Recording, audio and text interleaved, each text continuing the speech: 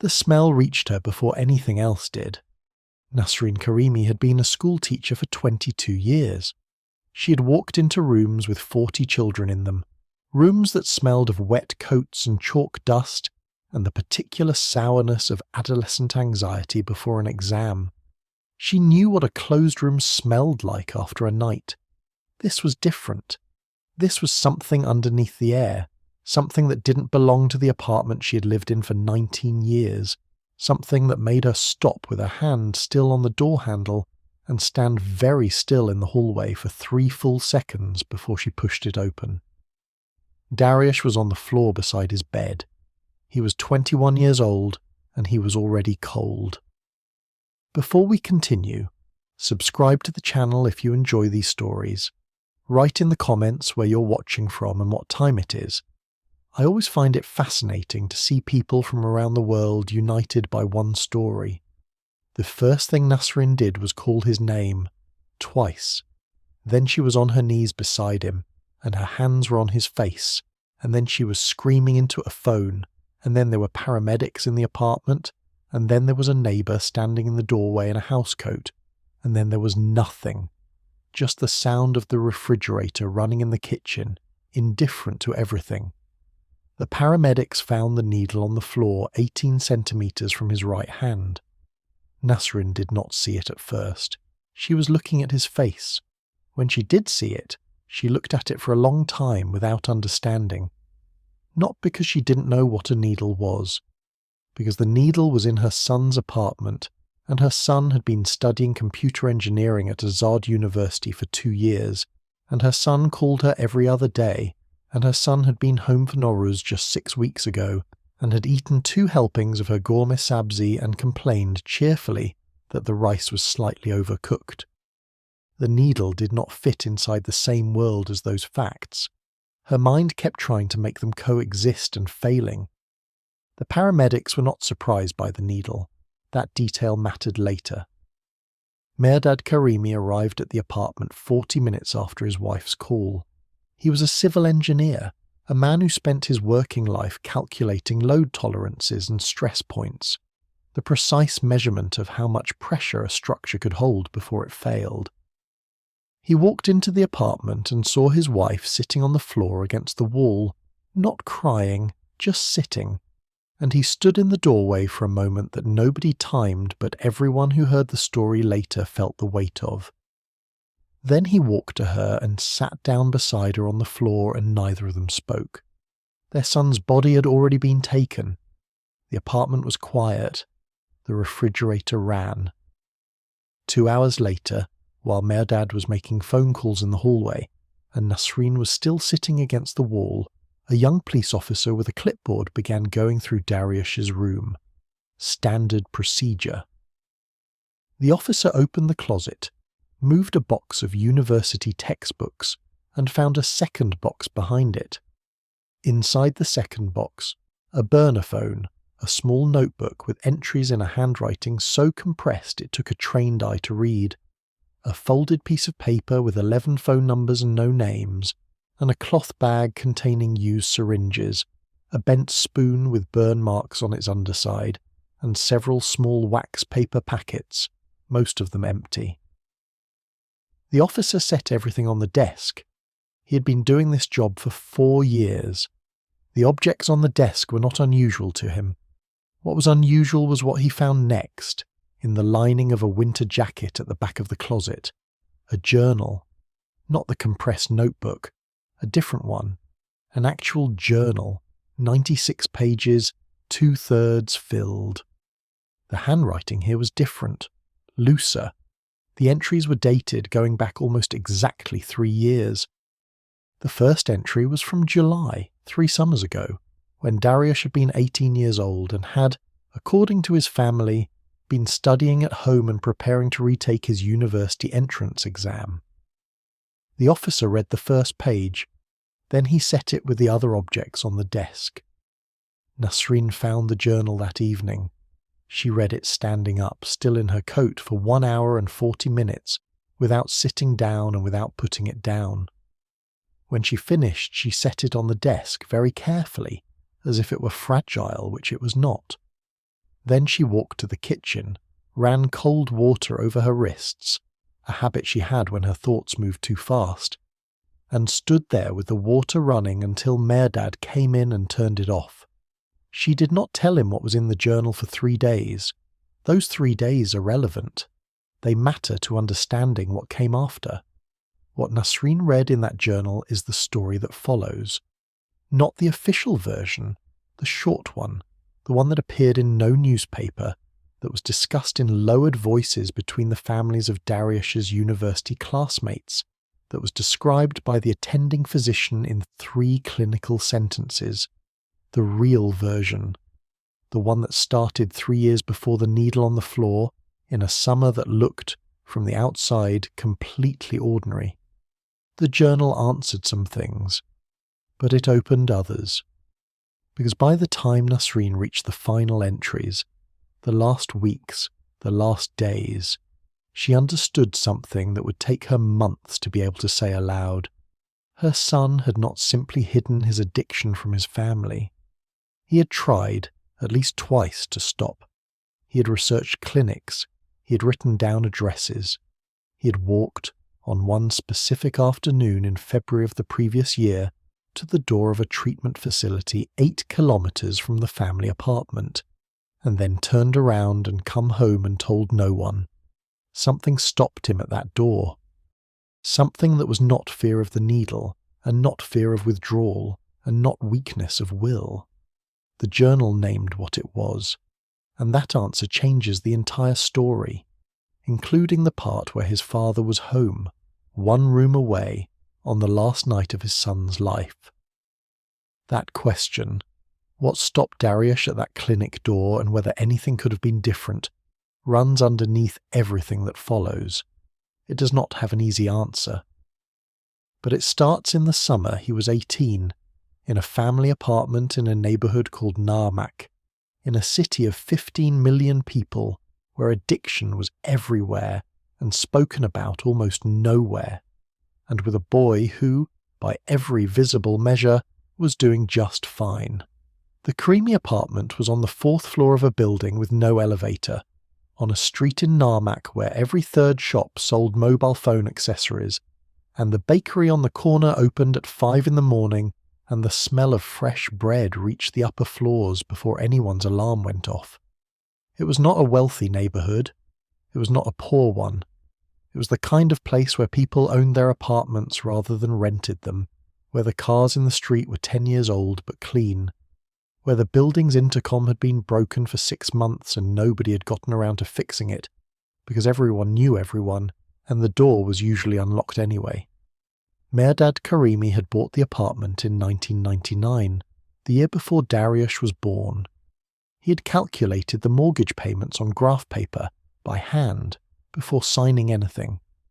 That was the kind of man he was. Methodical, precise.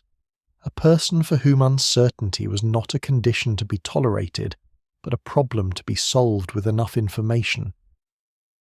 He worked for a mid-sized engineering firm in central Tehran, left the apartment at 7:15 every morning, returned at 6:30, read technical journals in the evenings, and had strong opinions about the correct way to store documents.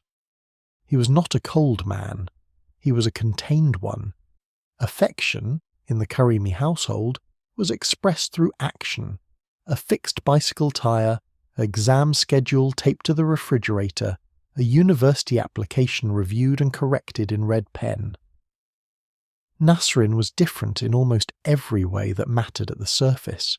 She talked constantly, remembered the names of her student siblings, laughed at her own jokes before she finished telling them. But underneath the warmth there was something structural, a set of beliefs about family that were as load-bearing as any wall in the apartment. Family did not air its problems. Family solved things internally, quietly, without involving outsiders. Whatever happened inside the Karimi home stayed there. Not out of shame exactly, out of a deep-seated conviction that privacy was dignity, and that dignity once lost was not easily recovered. Dariush had grown up between these 2 gravitational forces. He was born in May 2000, the first child, the only son. A second child, Shirin, came 3 years later. From early on, Dariush was labelled by every adult who encountered him as serious. His first-grade teacher wrote it on his report card. His uncle said it at Nowruz gatherings.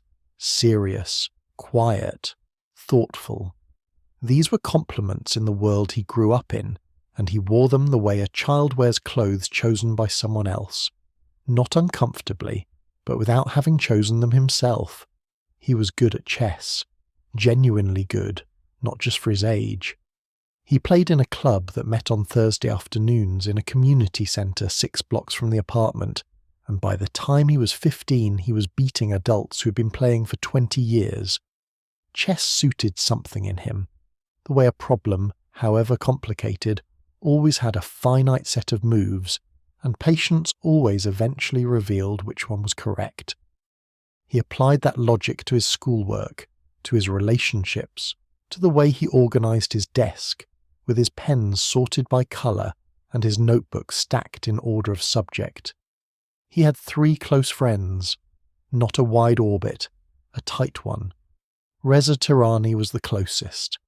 They had met in the 7th grade over a shared contempt for a particular mathematics teacher, and had been inseparable in the way that teenage boys sometimes are, spending entire weekends at each other's apartments, communicating in a private shorthand that excluded everyone else, building the kind of loyalty that doesn't require explanation because it predates the need for one. Reza was the opposite of Dariush in almost every visible way. Loud, restless, always in motion, always with a new plan, always slightly in trouble for something minor and unimportant.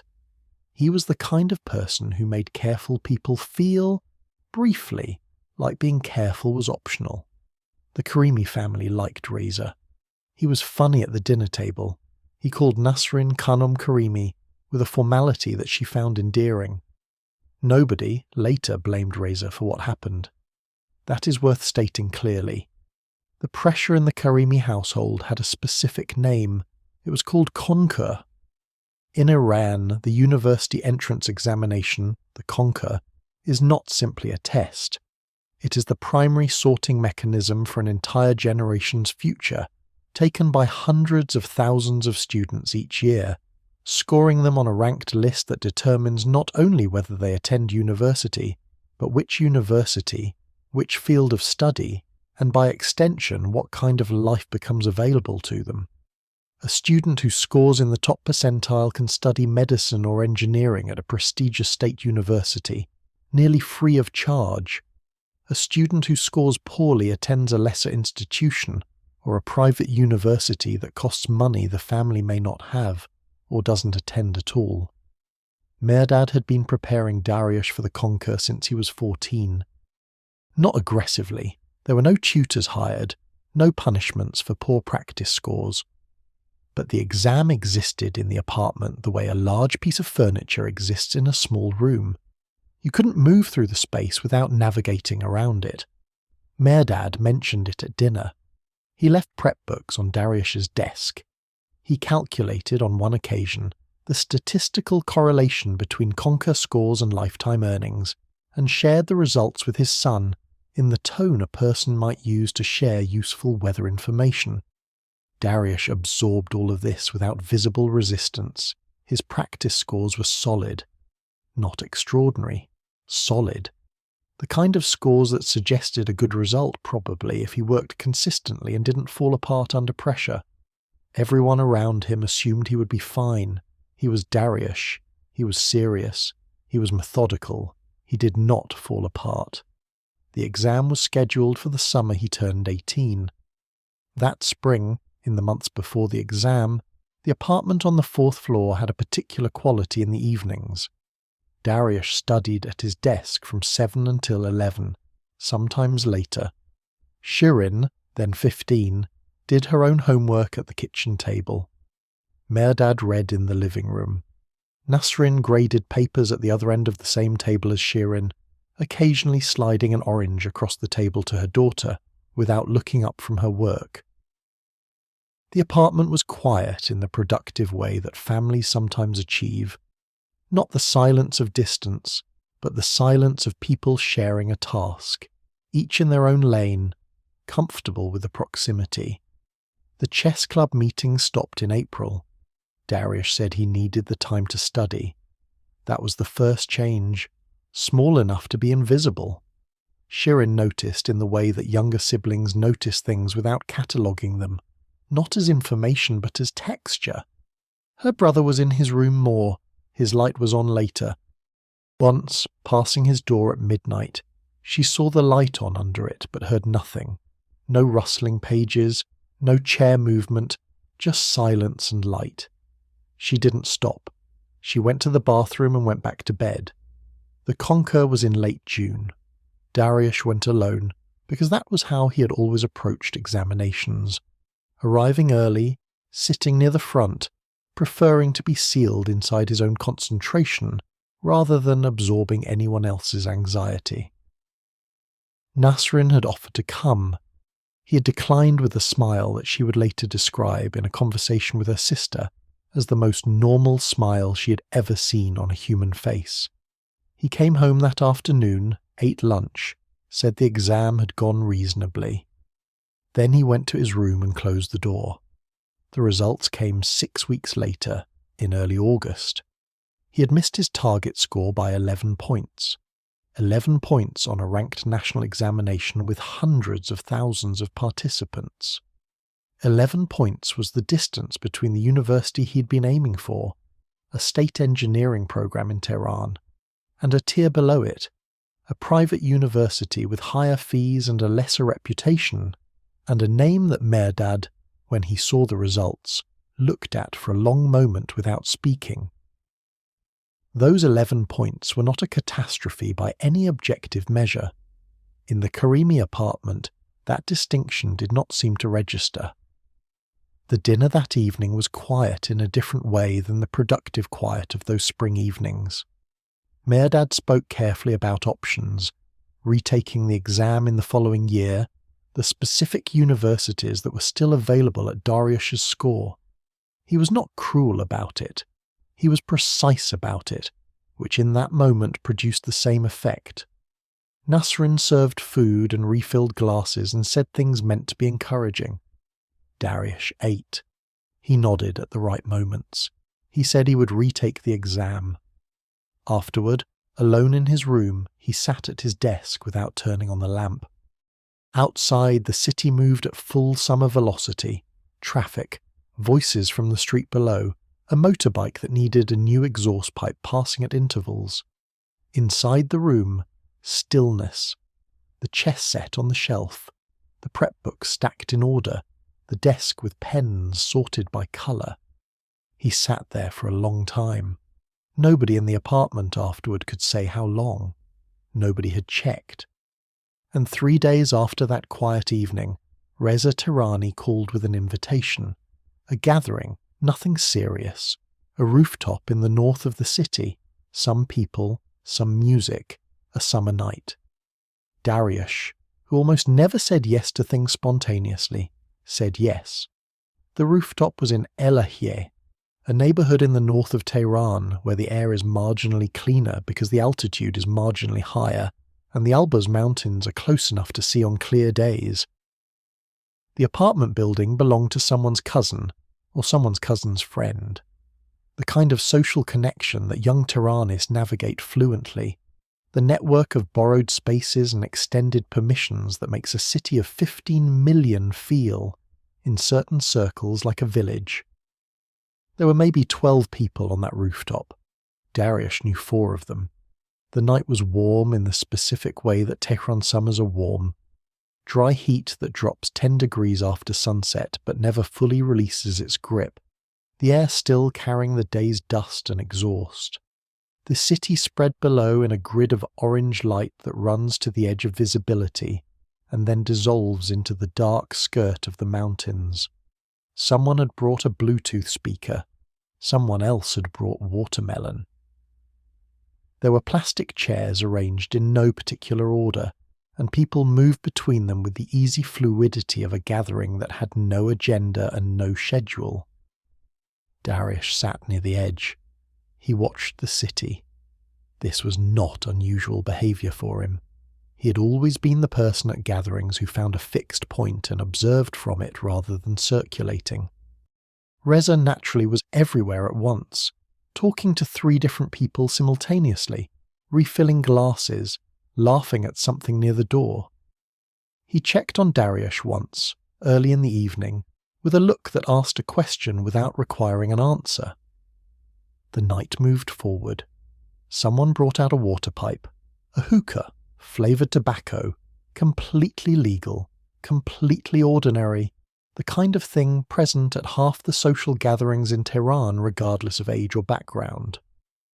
Dariush took 2 pulls when it reached him and passed it on without comment. Then, around 11 o'clock, something shifted.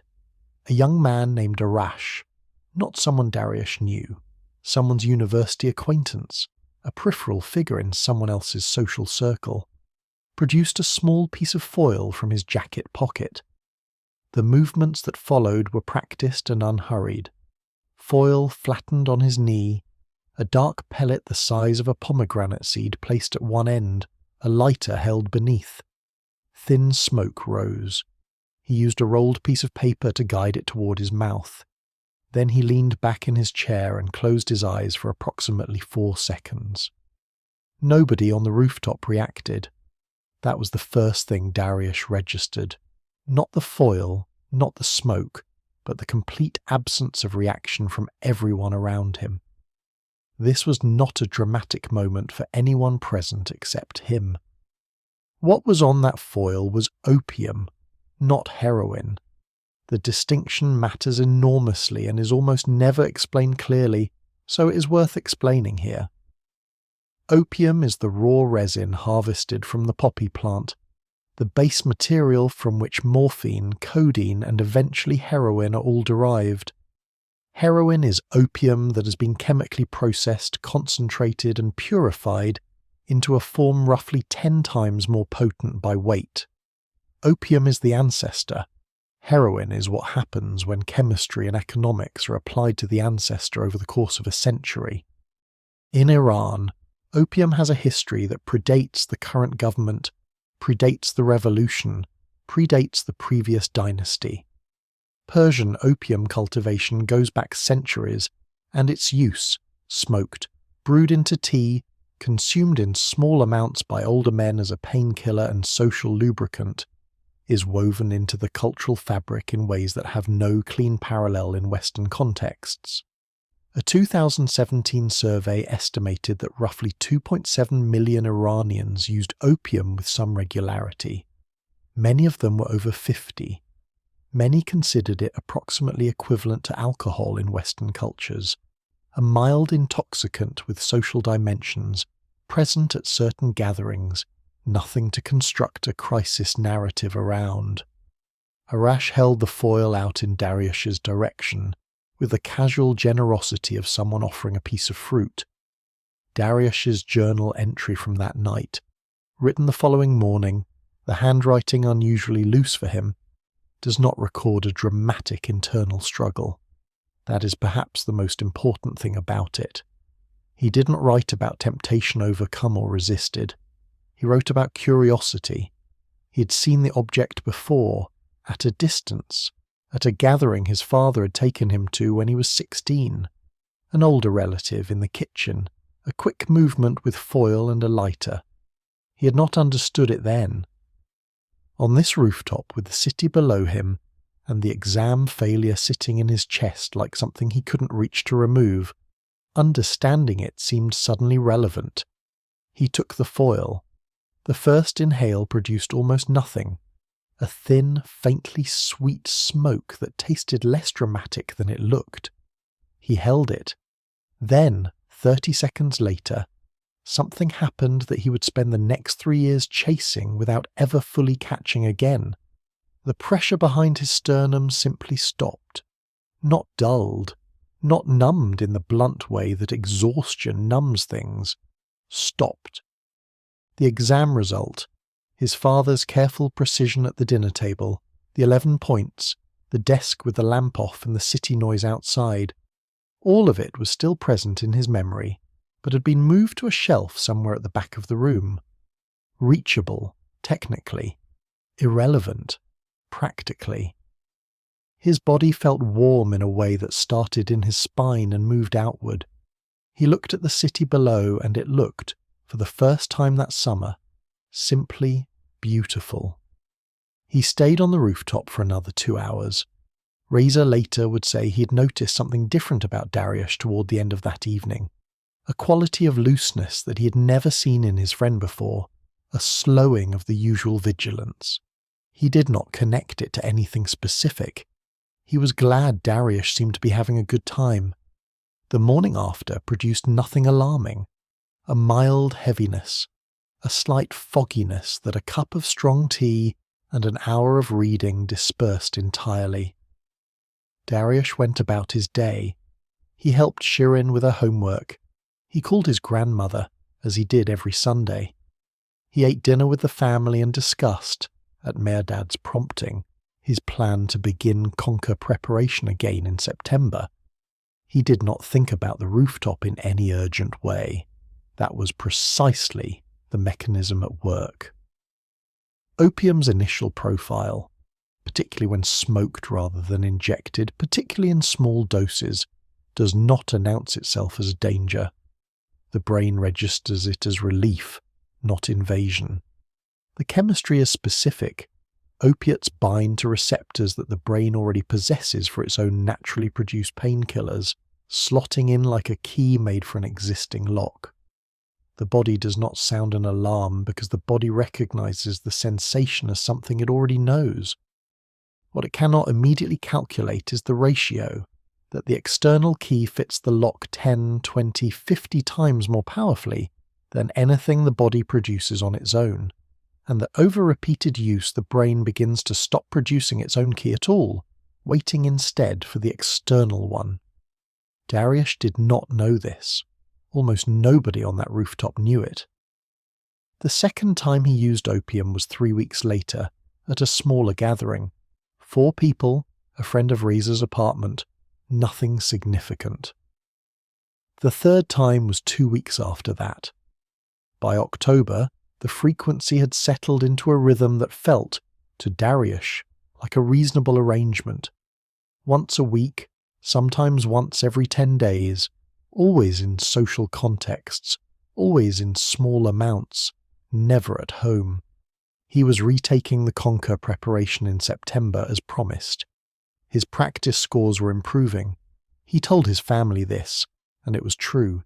He did not mention the foil, the lighter, the smoke that moved the shelf. Why would he? He had it completely under control. That belief, that the arrangement was reasonable and controlled, held for almost 5 months. Then, in late November, something small happened that had nothing to do with Dariush's choices or character or discipline.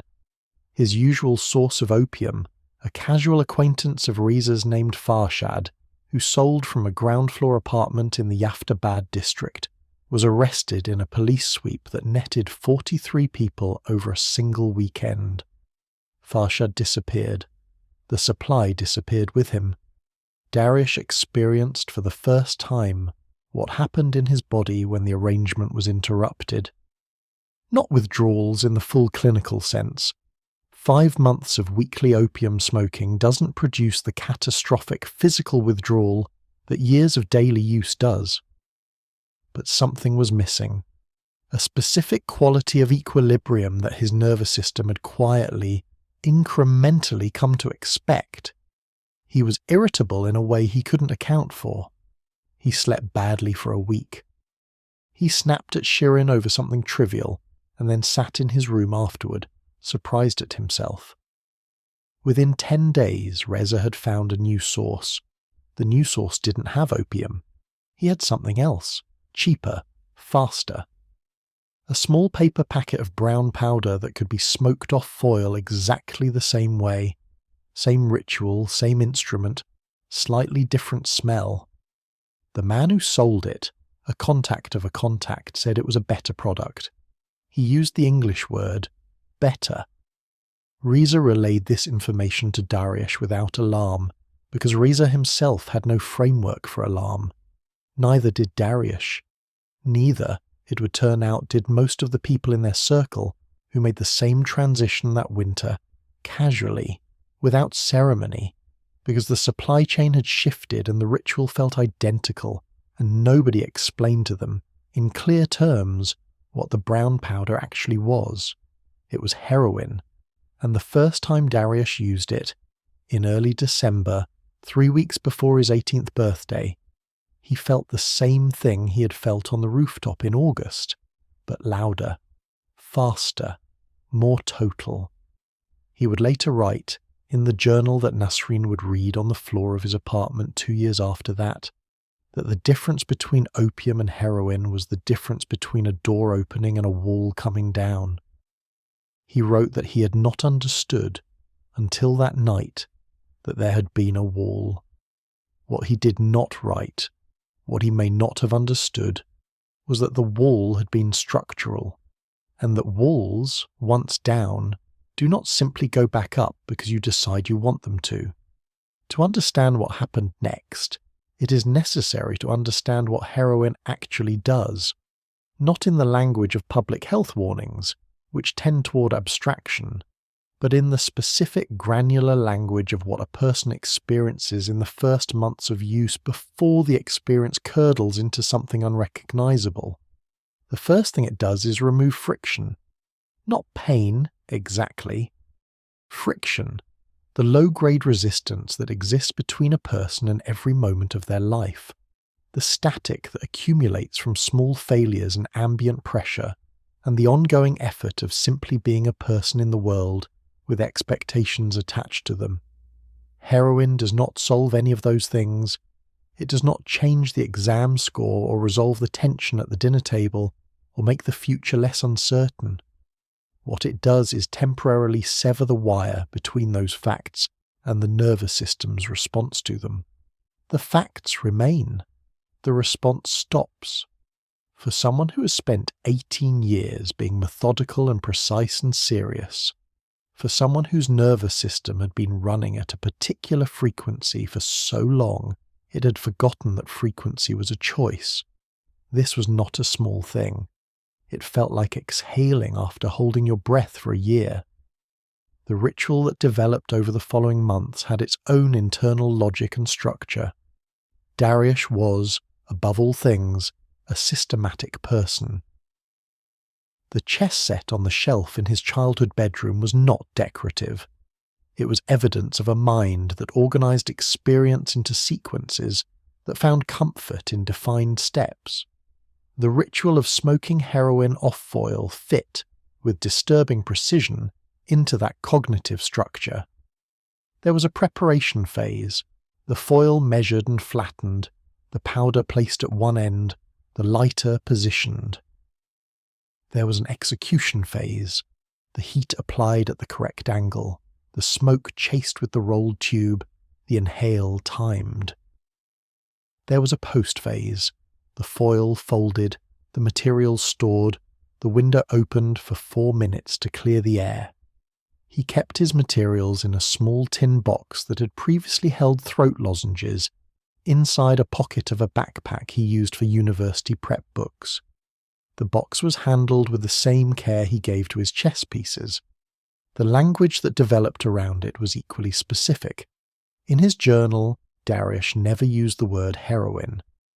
He used a word from the street vocabulary of young Tehran users, doktarak, meaning roughly the little girl. A piece of coded language so embedded in the subculture that it appeared in no official document and would have meant nothing to his parents if they had read it. The burner phone found in his closet had text exchanges using this word and others like it. Names, locations, amounts. A person reading those messages without the vocabulary would see only casual conversation between friends planning to meet up. This was not accidental.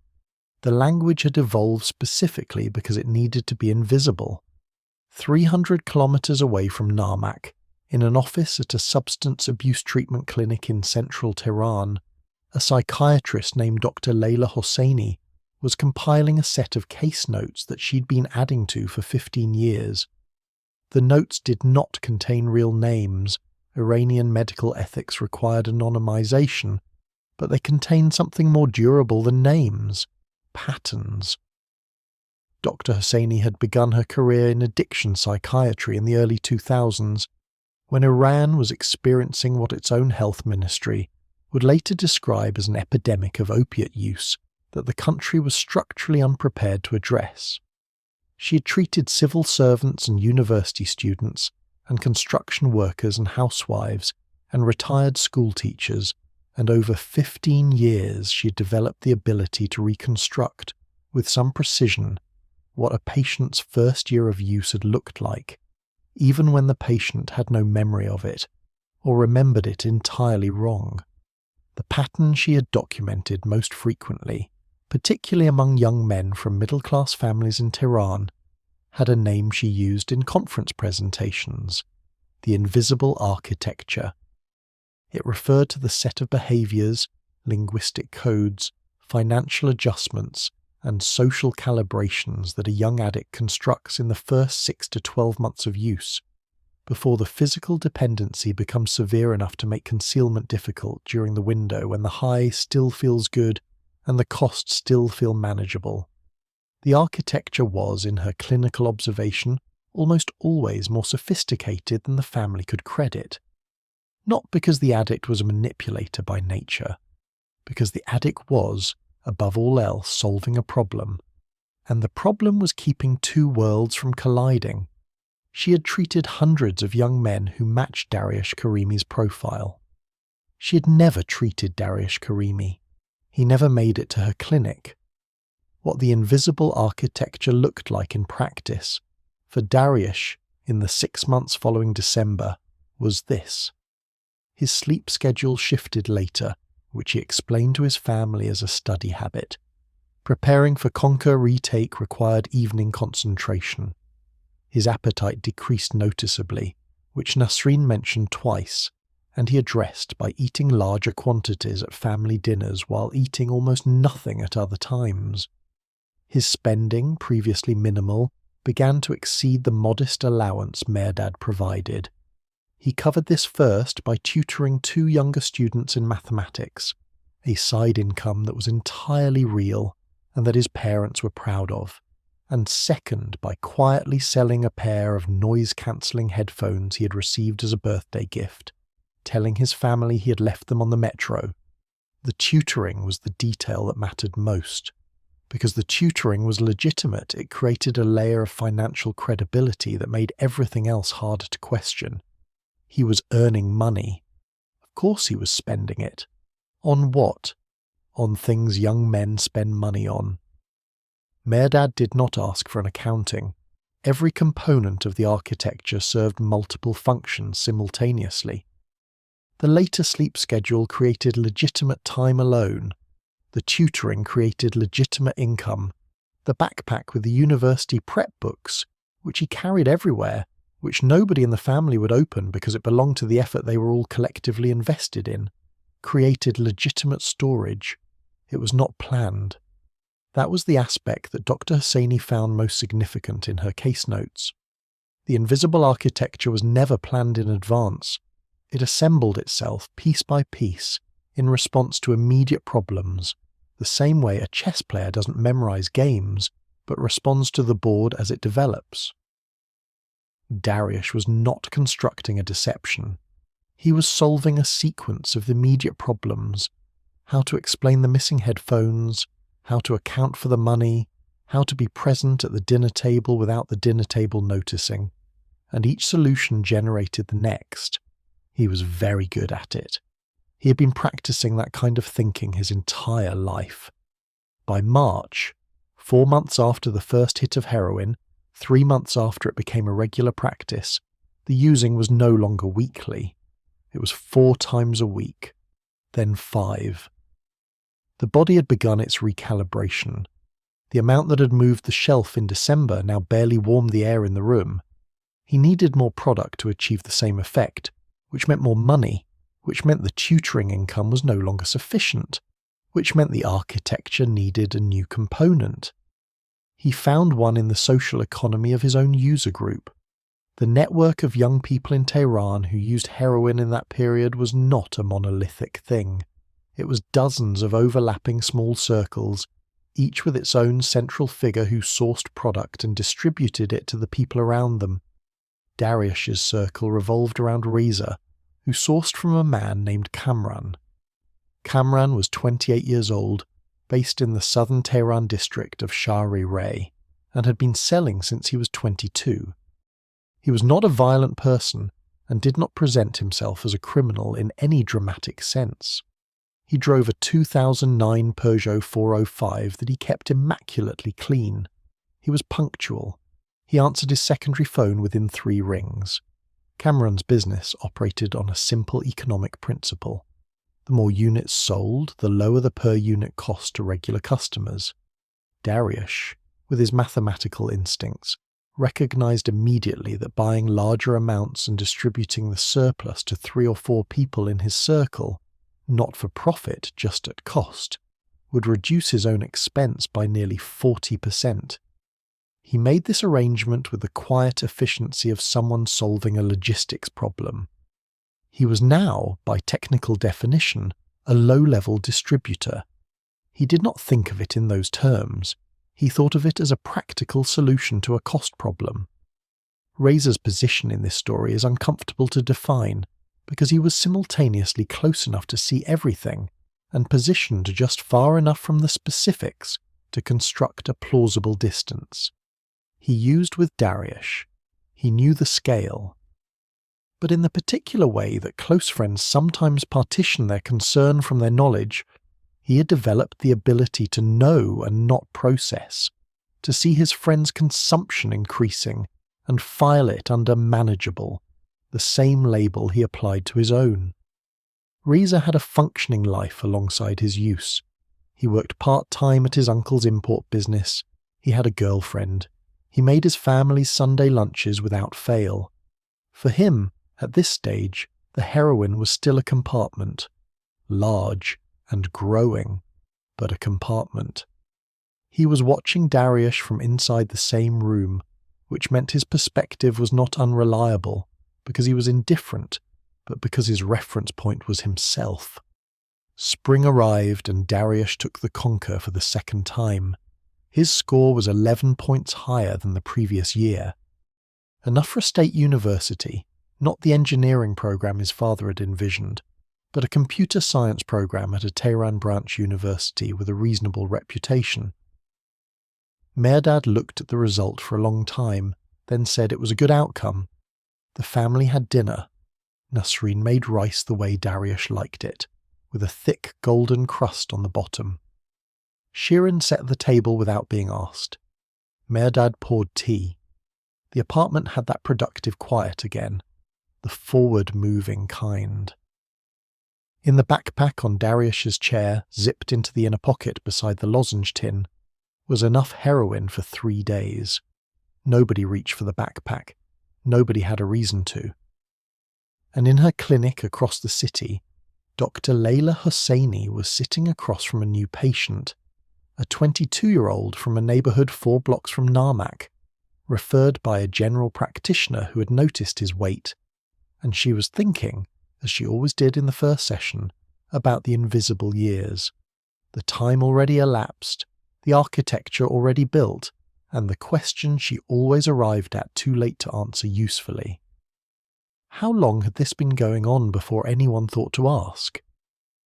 University began in September. Azad University's Tehran branch, where Dariush enrolled, occupied a campus in the western part of the city, a 40-minute commute from Narmak by metro, longer by bus. The campus had 12,000 students, 6 faculties, and a cafeteria that served lunch until 2:30. It was large enough that a person could move through it for weeks without establishing a recognizable pattern, without anyone building a clear picture of their attendance or habits. For most students, this anonymity was simply a feature of scale. For Dariush, it became load-bearing infrastructure. He attended his morning lectures. That part was consistent, at least in the first semester. What changed was everything between the lectures. The gaps between classes, 2 hours here, 90 minutes there, had previously been the kind of time he would have used for preparation, for the systematic review of material that had characterized his entire academic life. Now those gaps were spent differently. He had identified, within the first 2 weeks of term, a park 4 blocks from the eastern campus entrance, where the benches near the back wall received no foot traffic between 11 and 1. He had mapped the route from the metro exit to the park and back in 11 minutes. The lozenge tin had migrated from the backpack pocket to his jacket's inner breast pocket, reachable in a single motion. The architecture had expanded onto a new site. It ran as smoothly there as it ran at home. The first crack appeared in October, 6 weeks into the semester. It appeared not as a dramatic rupture, but as a number. His weight, measured on the bathroom scale during a routine Sunday morning, was 61 kilograms.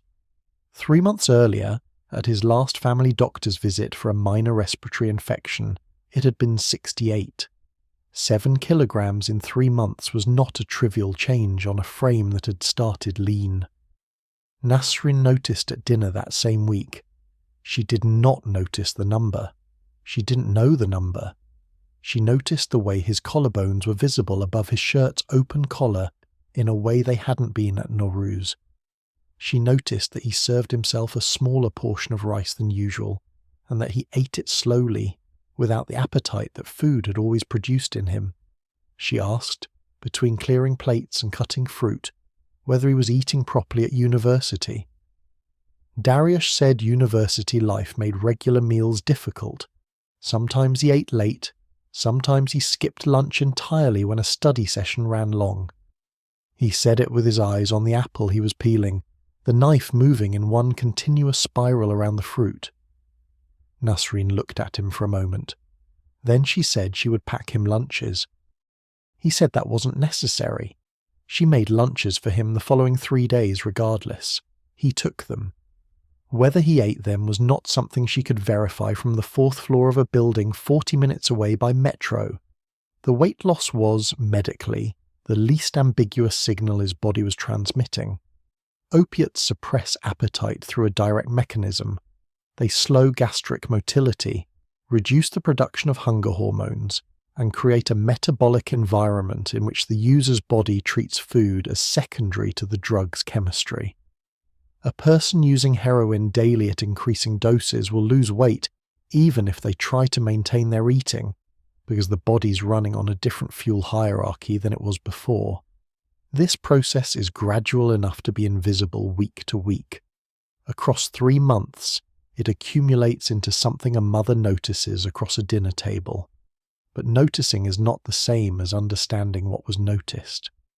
Nasrin filed the weight loss under stress, the pressure of a new university, a difficult commute, the adjustment from home-based studying to campus life. This was a reasonable interpretation. It was also exactly the interpretation that the invisible architecture was calibrated to invite. Every individual explanation Dariush offered was plausible in isolation. The architecture's power was precisely that it never asked anyone to believe an implausible thing. Only a series of individually reasonable things that, taken together, mapped a territory nobody was looking at as a whole. Shirin was 16 in that October. She was 3 years younger than her brother, which in practical terms meant she occupied a completely different social and academic world. Different school, different friends, a daily life that overlapped with Dariush's primarily at dinner, and on weekend mornings when they sometimes watched television in the same room without necessarily watching the same thing. She had her mother's sociability and her father's precision, a combination that made her at 16 unusually observant without being unusually expressive about what she observed. She saw something in her brother that October that she would not be able to name for 2 years. It was in his eyes, specifically, not their appearance but their behaviour, the way they tracked, the speed of his blink, the quality of his attention when someone addressed him directly. Some evenings, around 8 or 9 o'clock, his eyes had a particular characteristic: very still, slightly unfocused, moving to a person's face a half second after the face had begun speaking rather than at the same time. Not sleepy. Something with a different texture than sleepiness. Shirin had no vocabulary for what she was seeing because she had no framework for it. She was 16. She'd grown up in the Karimi household where certain subjects simply did not circulate, and the specific visual signature of an opiate high at moderate doses was not something her education had covered. She noticed it on a Tuesday evening in late October, and then again on a Thursday, and then the following week, on a Monday night when Dariush was sitting on the sofa watching a documentary about deep-sea fish, with the particular stillness she was beginning to recognize. She said nothing. Not because she didn't trust her observation, because she had no language for it, and without language the observation had nowhere to go. What Shirin was seeing was, clinically, the window period of early heroin dependency, the phase in which the drug's effects are still producing the original relief. The dosage has not yet escalated to levels that produce dramatic behavioral deterioration, and the user's life still maintains enough external coherence to resist outside scrutiny. Doctor. Layla Husseini called this in her presentations the plateau, a period of deceptive stability during which, internally, the neurological restructuring is accelerating. The brain on daily opiates is not passive. It adapts. Specifically, it reduces its own production of natural endorphins, the body's internal painkillers, because the external supply has made internal production redundant. Receptors down-regulate. Sensitivity shifts.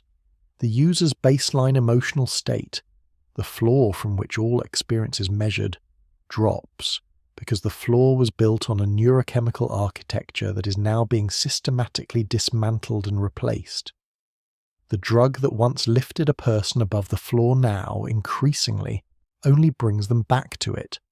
This is why the amount needed increases, not because the user is greedy or weak, because the floor moved. Dariush felt this in November as a new kind of arithmetic problem. The amount he used to use on a Thursday evening now produced by Thursday evening only the absence of the symptoms it was preventing. The low-grade ache in his joints, the inability to concentrate, the restlessness that arrived in the afternoons when he had not used since morning. He was no longer using to feel good.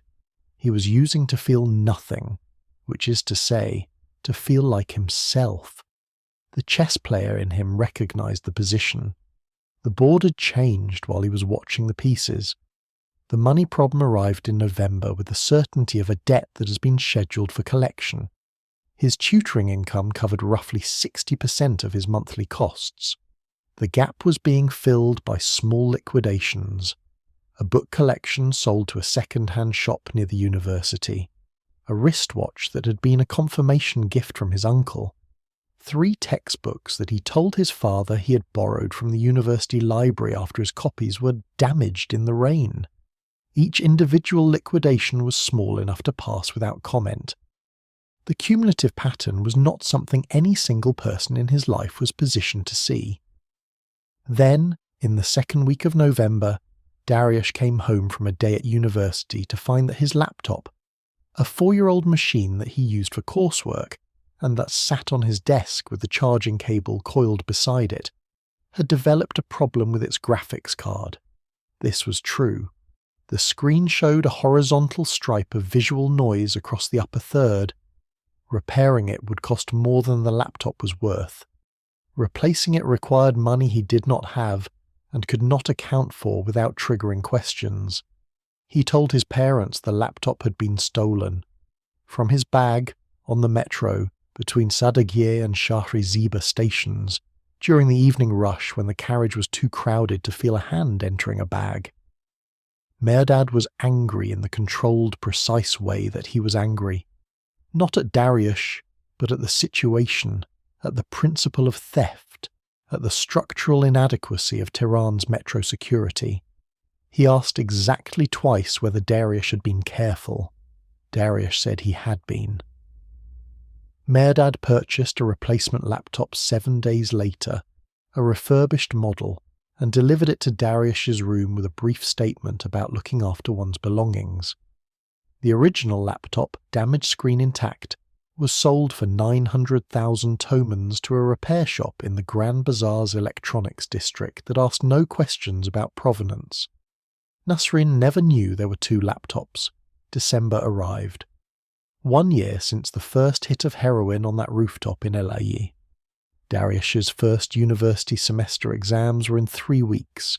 He was behind in 2 courses, not catastrophically, but enough that catching up would require the kind of sustained concentration that had been his defining characteristic for 18 years, and that now required, before it could be accessed, a specific chemical precondition. He sat at the new laptop the first Sunday of December and opened his course notes. His hands were steady enough, his eyes were clear enough.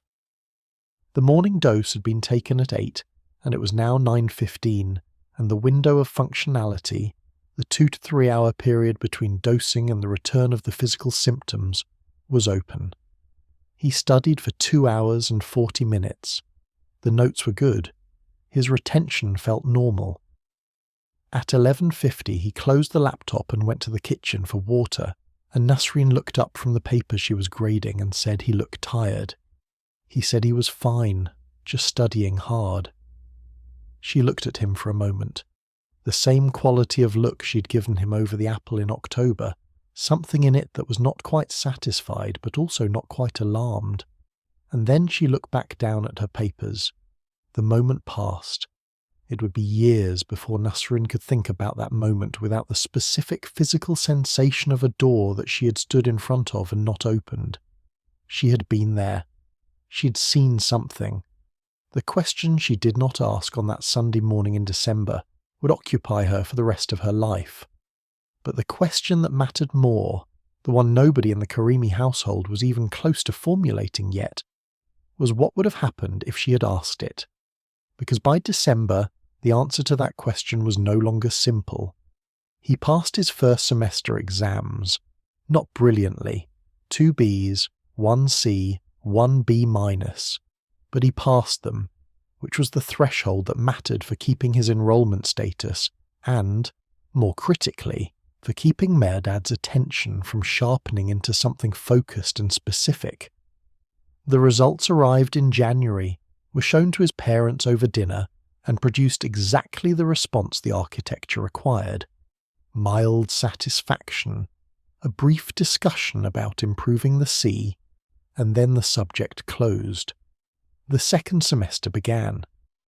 The city was cold in the particular Tehran way, dry and sharp, no moisture in the air, the kind of cold that doesn't feel wet but gets into the joints.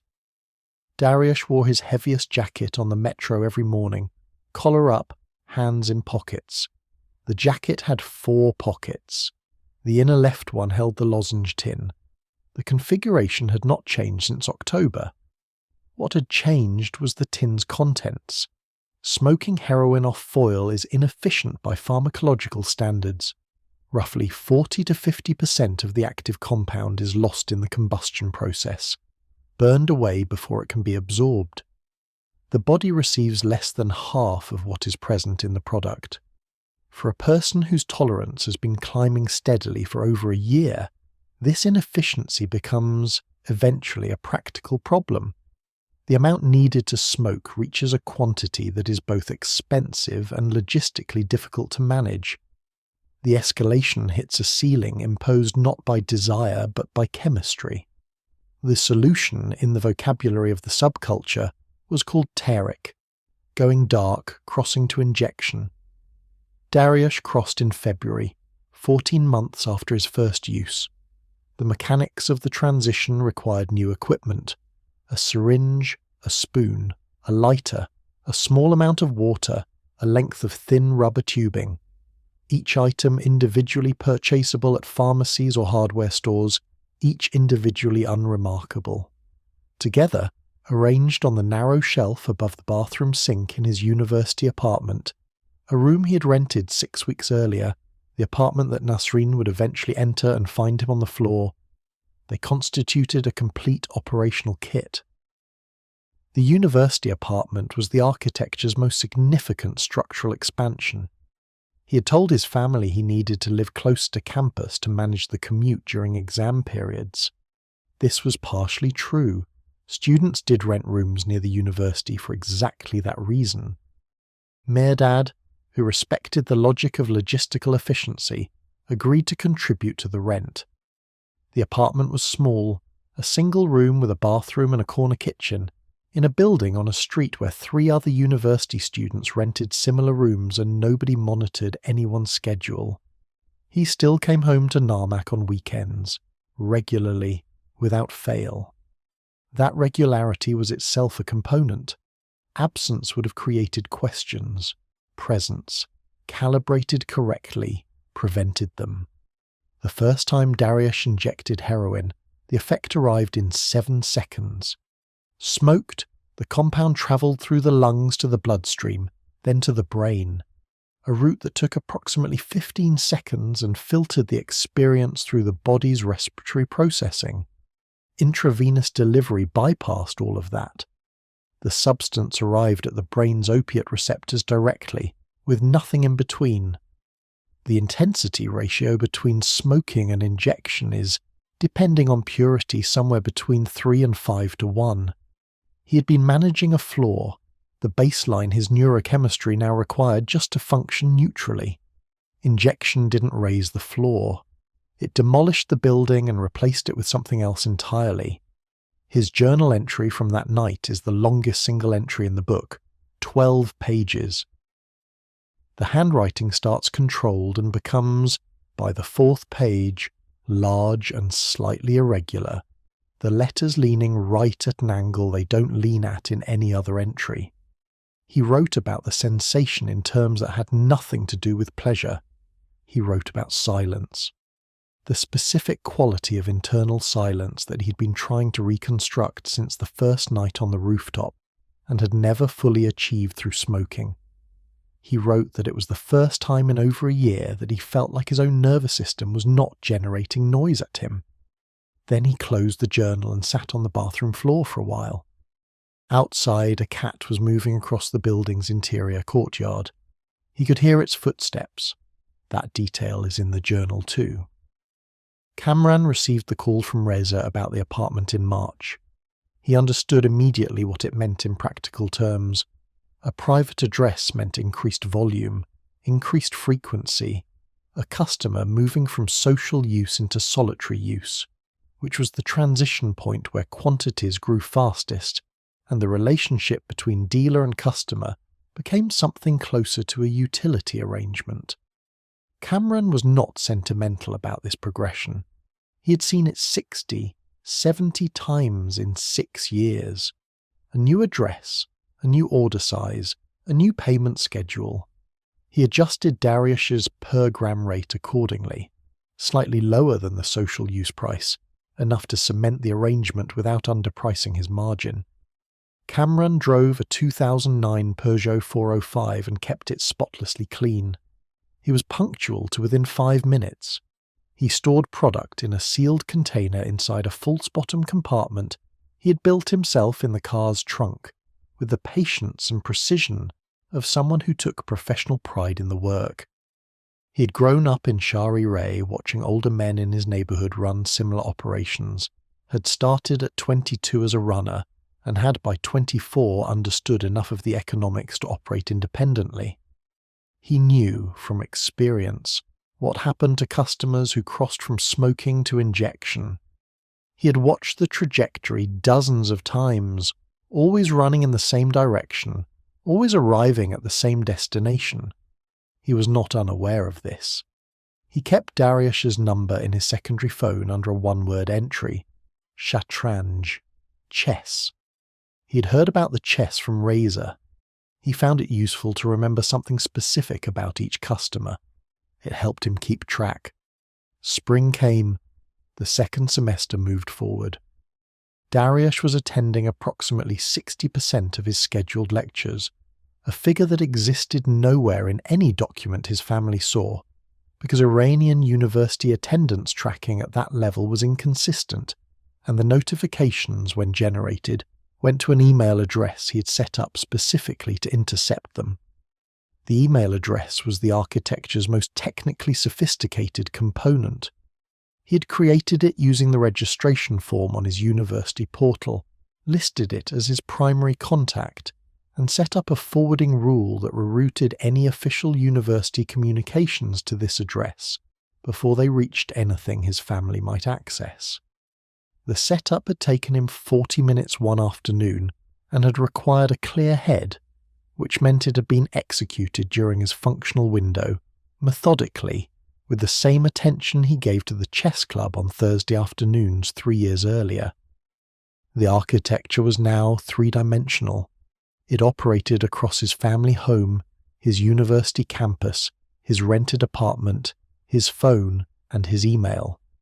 Each node was maintained separately but connected by the same underlying logic. Keep the two worlds from touching. Reza visited the apartment twice in March. He was using less than Dariush at this point, still smoking, not injecting, still managing what he experienced as a controllable habit. He sat in Dariush's room, and they talked about things other than heroin, which was notable. The ease with which they could still sit together and discuss a film, a piece of news, a mutual friend situation, while the kit was on the bathroom shelf and the secondary phone was face down on the table. The ordinary and the extraordinary coexisting without visible friction. But Reza noticed the apartment's specific bareness. No chess set, no books that weren't required texts.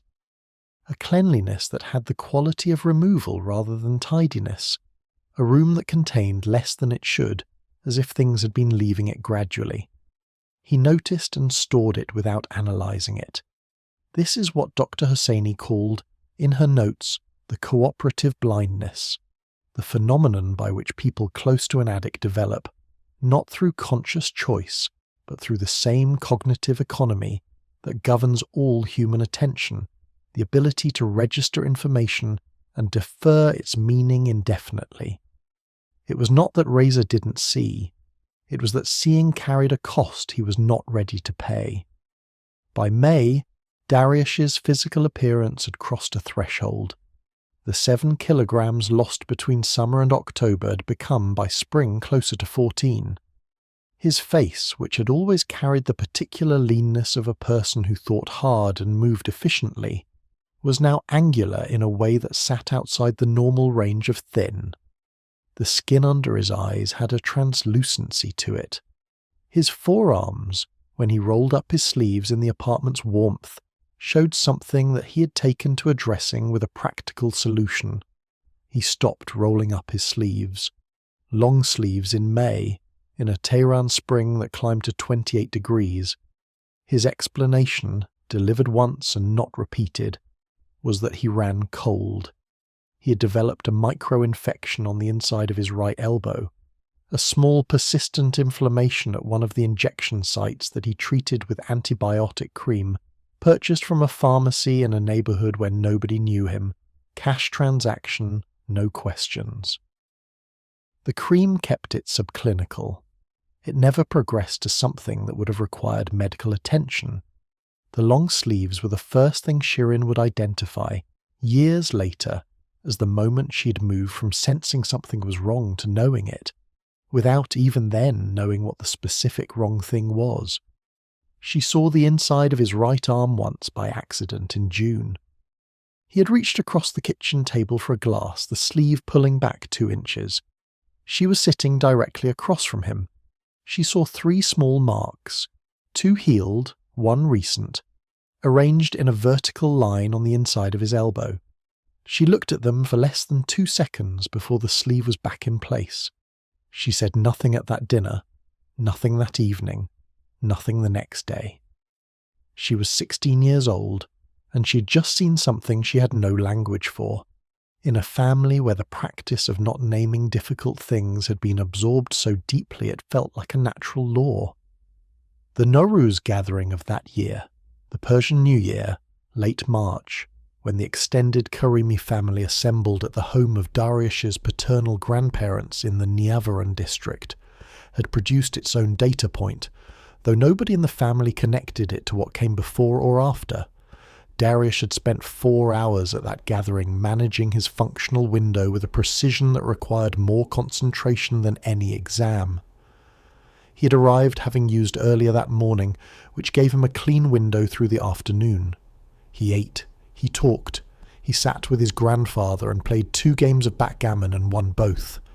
His grandmother pinched his cheek and said he was too thin, and he laughed.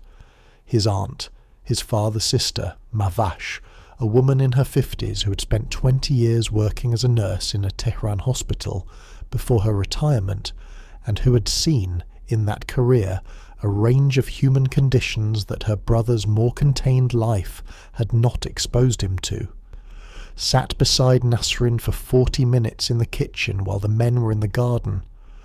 What Mavash said to Nasrin in that kitchen was quiet enough that nobody else heard it. Nasrin's response was also quiet. The conversation lasted less than 5 minutes. Then Mavash went back to the garden, and Nasrin refilled the tea glasses and the gathering continued. What exactly passed between them in those 5 minutes, what Mavash had seen that afternoon, what she said, what Nasrin replied, would not become clear until much later. But Mavash had been a nurse for 20 years, and she had not said nothing. The journal that Nasrin read, standing up for 1 hour and 40 minutes, contained many things the police officer had noted, many things she had expected to find once she understood what she was reading, and one thing that neither she nor anyone else in the family had anticipated. Dariush had tried to stop, not once, twice. With the same methodical precision he had applied to everything else in his life. The chess openings memorized in sequence, the conquer preparation scheduled by subject and week, the invisible architecture assembled component by component. He had researched treatment. He had made a plan. He had, on one specific afternoon, walked to the door of a clinic. This was not in the narrative anyone had constructed about him after his death. The narrative, assembled quickly, the way narratives always are when they're needed to make unbearable things bearable, was that he had hidden and been lost and died. Hidden was true, lost was assumed. But between hidden and lost there had been a third thing that nobody knew about until Nasrin read it, standing up in his empty apartment with her coat still on. He had fought. The first attempt was in April of his 2nd year of use, 16 months after the first heroin hit, 2 months after he had crossed to injection. He wrote about it across 11 pages, the entries dated over a 2-week period, the handwriting shifting between sessions in ways that made the physical state behind each entry legible even without description. He had stopped using for 4 days. The clinical term for what followed is acute opioid withdrawal, and its contents are specific. The body, deprived of the external chemical it has restructured itself around, attempts to recalibrate. Muscle cramps that feel like the bones themselves are being wrung. Nausea in sustained wave-like intervals. A skin sensitivity so acute that the texture of a bedsheet becomes intolerable. Insomnia of a particular quality. Not the inability to sleep, but the inability to achieve any state that is not consciousness. Lying in the full awareness of every physical sensation simultaneously for hours at a time. Cold sweats. A restlessness in the legs that produces the compulsion to move without any destination, pacing a small room from wall to wall at 3 a.m. Dariush went through all of this alone, in the university apartment, telling no one. He told his family he had a flu. He sent a text to Nasrin saying he was feverish and resting, and would call when he was better. She replied with a list of things he should eat and drink and offered to come. He said the building's entrance door was broken, and she shouldn't make the trip. The building's entrance door was not broken. He lasted 4 days. On the 5th morning, the withdrawal symptoms had not reduced. They had, if anything, intensified, because the body's recalibration accelerates between days 3 and 5 before it begins to level. He described that morning in a single journal entry of 4 sentences: the time he woke up, the physical state he was in, the decision he made, and the time Cameron's phone rang. 25 minutes after that call, the withdrawal was over. He wrote afterward that the relief was so total it frightened him. This is the point in the story where everything the viewer has understood must be reassembled, because up until the journal, the framework for Dariush's 3 years was a story about concealment, a young man who hid something from his family, who constructed an architecture of invisibility, who chose, repeatedly, to go deeper rather than surface. That framework was not wrong, but it was incomplete. And the part it was missing changes the moral geometry of everything that preceded it. Dariush had not been simply hiding. He had been, alongside the hiding, conducting a private reckoning, tracking his own deterioration in a journal, researching his options, attempting at least twice to alter the course he was on.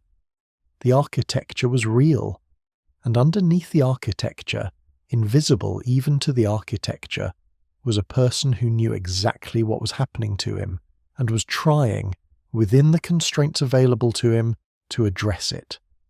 The constraints were the part that required understanding.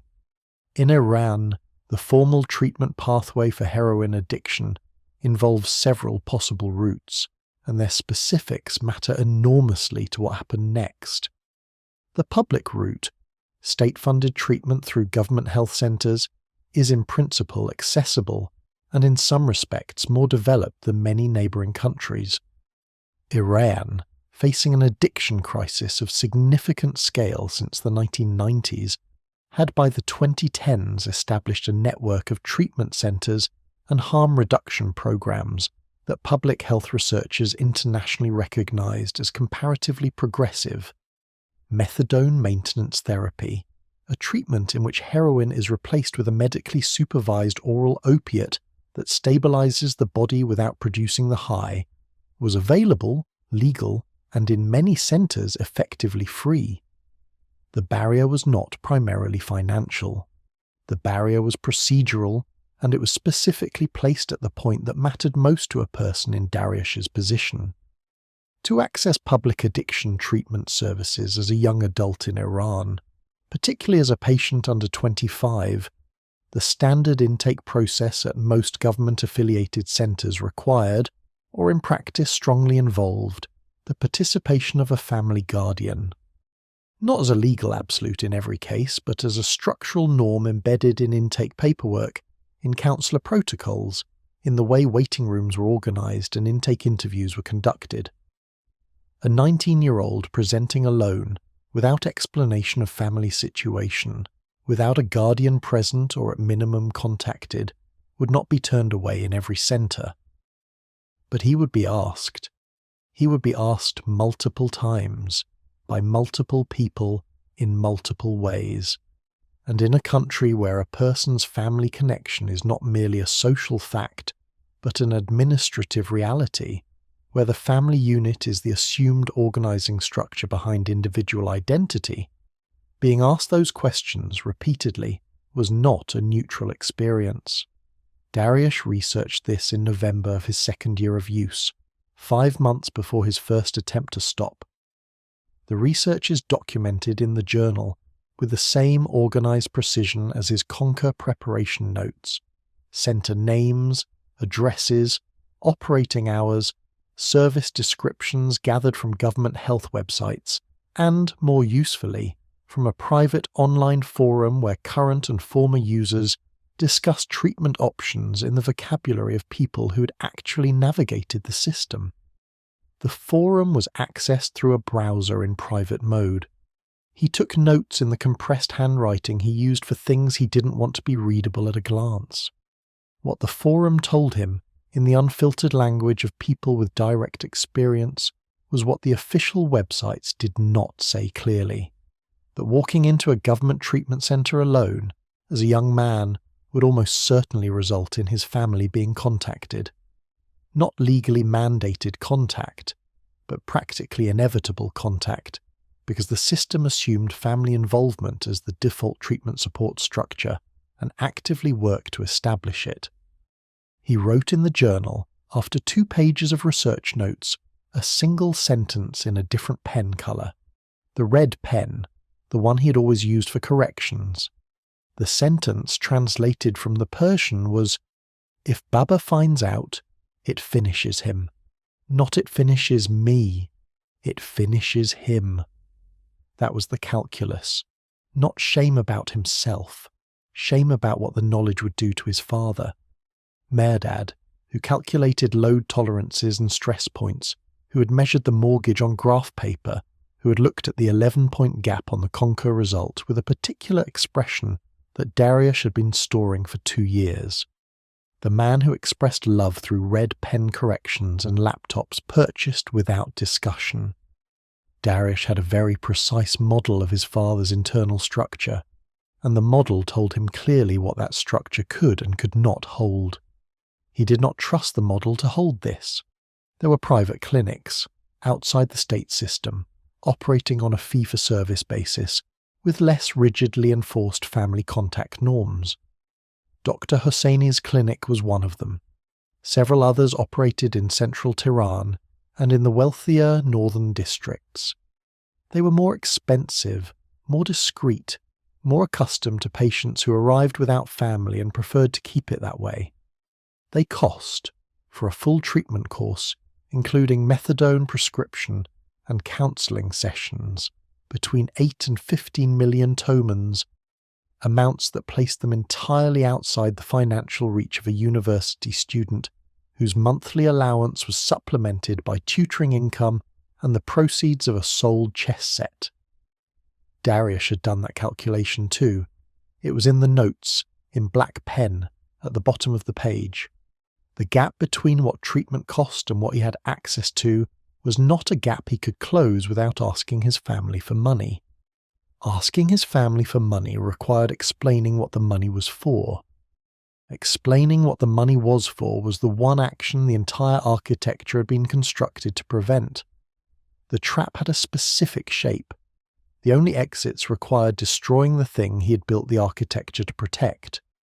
The second attempt to stop came 8 months after the first, in December of his 3rd year of use. This one was more planned.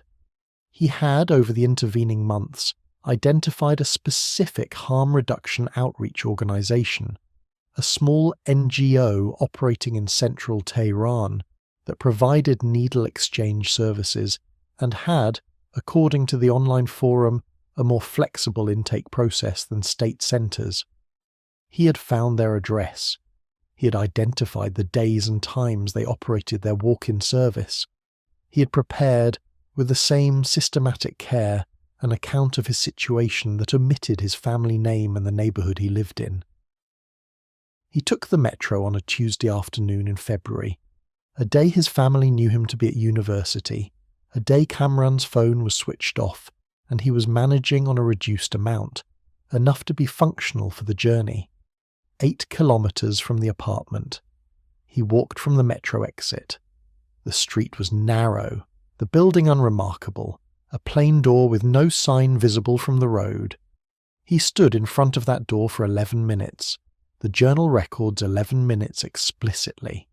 He had checked his watch when he arrived and again when he turned away.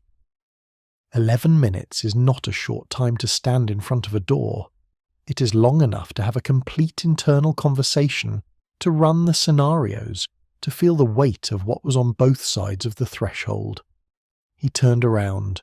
He walked back to the metro.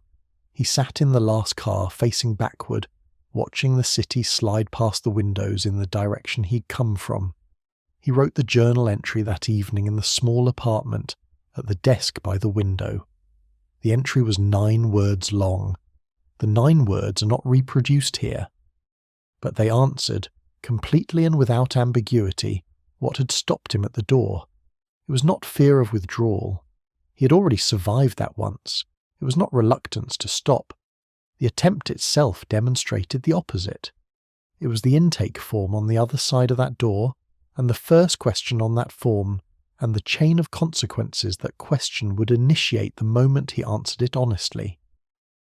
The question was, emergency contact name and relationship. Dr. Hosseini, who never met Dariush, had a term for what he encountered at that door. She used it in a paper she published in a Persian-language medical journal 18 months before he died. A paper about the specific treatment gap produced by what she called the family disclosure barrier. Her argument, supported by case data from over 200 patients, was that the structural requirement of family involvement in Iranian addiction treatment, while well-intentioned, rooted in genuine evidence that family support improved outcomes, functioned, for a specific subset of patients, as an absolute obstacle rather than a resource. The subset was not random. It skewed toward young men from middle-class families with strong internal norms around honour and privacy. Families, in other words, exactly like the Karimis. Her paper was published. It was read by specialists. It generated 2 responses in the journal's letter section. No policy changed. Dariush came home that Nowruz, 6 weeks after standing in front of the door for 11 minutes, and ate 2 helpings of gourmet sabzi, and complained, cheerfully, that the rice was slightly overcooked. Nasrin laughed. Mehrdad shook his head. Shirin stole a piece of bread from his plate and he let her. The apartment had that quality again, the warm, forward-moving kind of quiet. The family around the table, the refrigerator running, the city outside. Everything looked completely normal. And somewhere in that apartment, in the inner pocket of a jacket hanging in the hallway, the secondary phone was receiving a message from a number stored as Shatranj, asking when the next pickup would be scheduled. The summer before his final year at university was the summer his body began losing the argument. Until then, the physical deterioration had been gradual enough to be managed. Weight loss explained away, long sleeves maintained, infections treated privately, the functional windows scheduled around family contact with the precision of an air traffic controller, keeping planes from occupying the same airspace. The architecture had held because the body had cooperated more or less with the minimum requirements of surface coherence. By July of his 3rd year of use, the body stopped cooperating. The infections multiplied.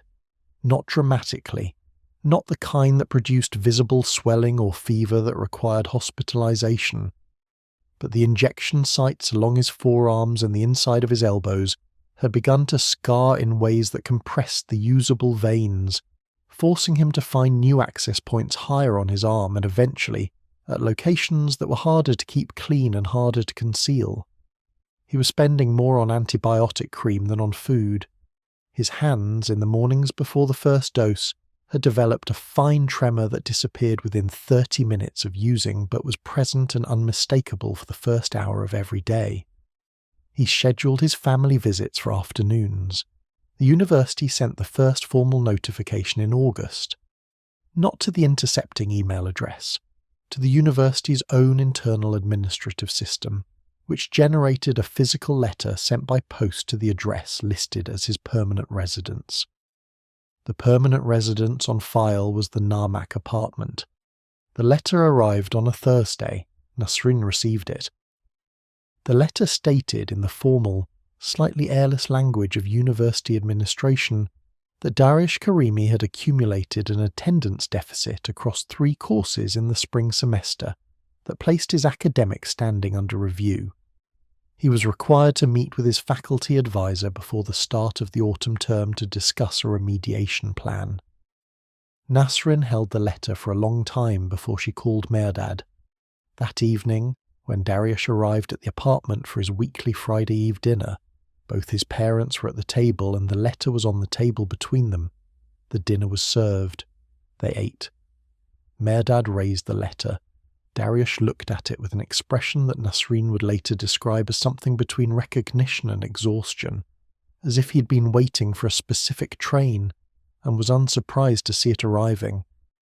He explained the absences as a period of illness, the flu he had mentioned in the spring, a recurrence, the kind of thing that compounds across a semester when you try to push through it rather than rest properly. He said he had already contacted his faculty advisor and scheduled the meeting. He said his grades in the courses he had attended were strong enough that the review was a formality. 2 of those 3 statements were partially true. Mehrdad asked his 2 careful questions.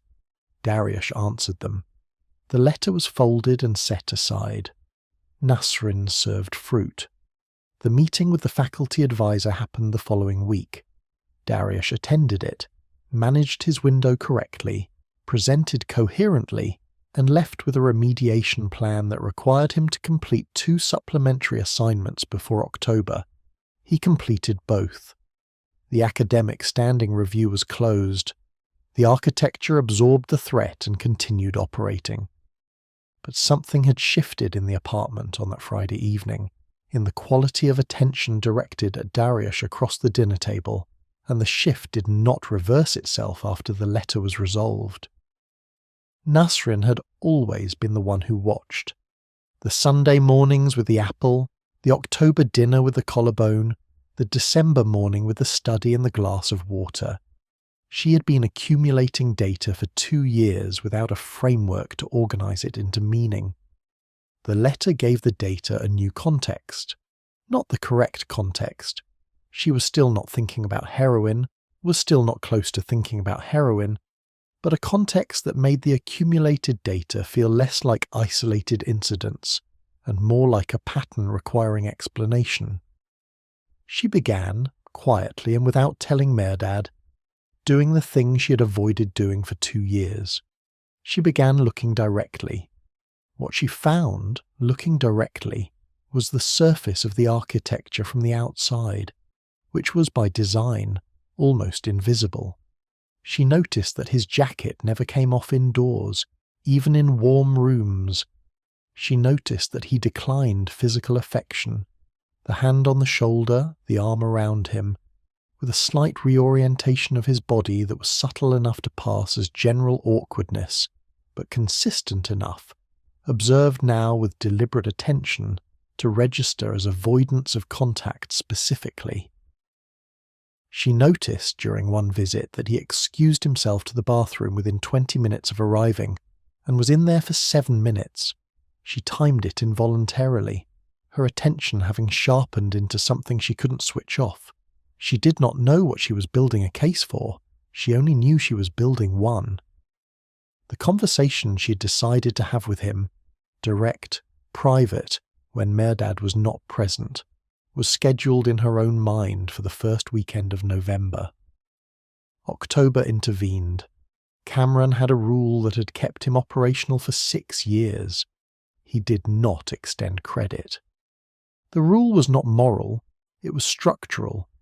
Credit created debt, debt created tension, tension created unpredictability, and unpredictability was the primary threat to a business that depended on routine and invisibility. He had watched other dealers extend credit, and watched the downstream consequences with the detached interest of someone studying a cautionary case study. He did not repeat their mistakes. In September, Dariush's payment became irregular for the first time. Not absent, irregular. A pickup that arrived 3 days late. A quantity reduced from the usual without prior notice.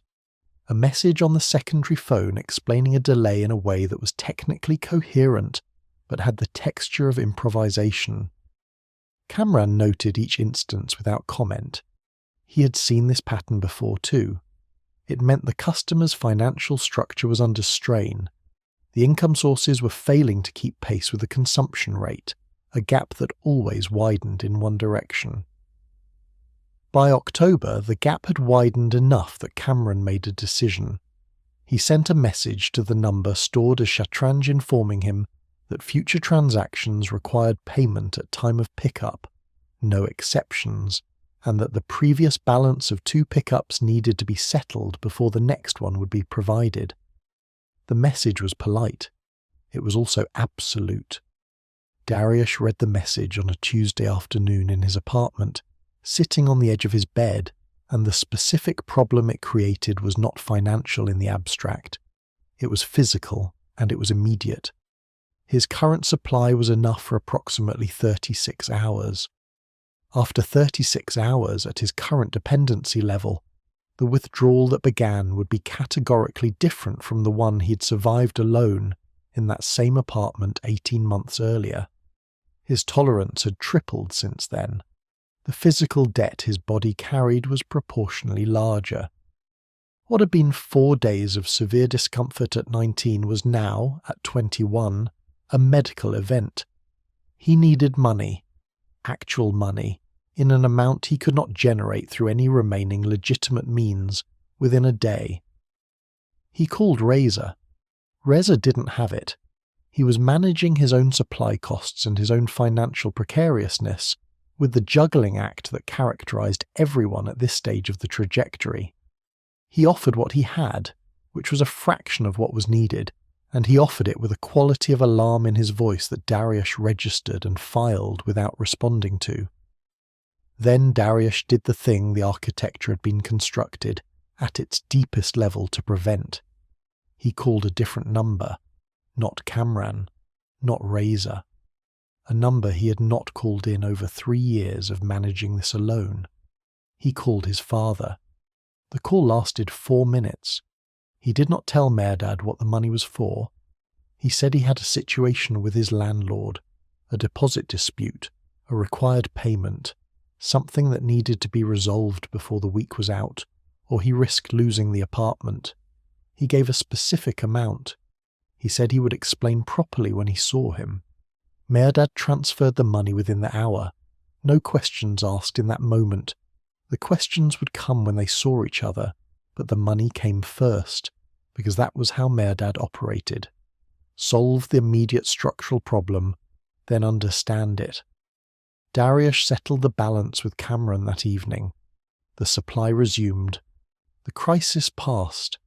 The architecture had bent under its own weight and been shored up with a beam taken from the structure it was built to protect, and the structure had not noticed yet that a piece of it was missing. But the call had introduced something new into the system.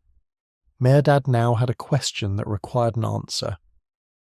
The explanation Dariush had given was specific enough to be verifiable if Mehrdad chose to verify it.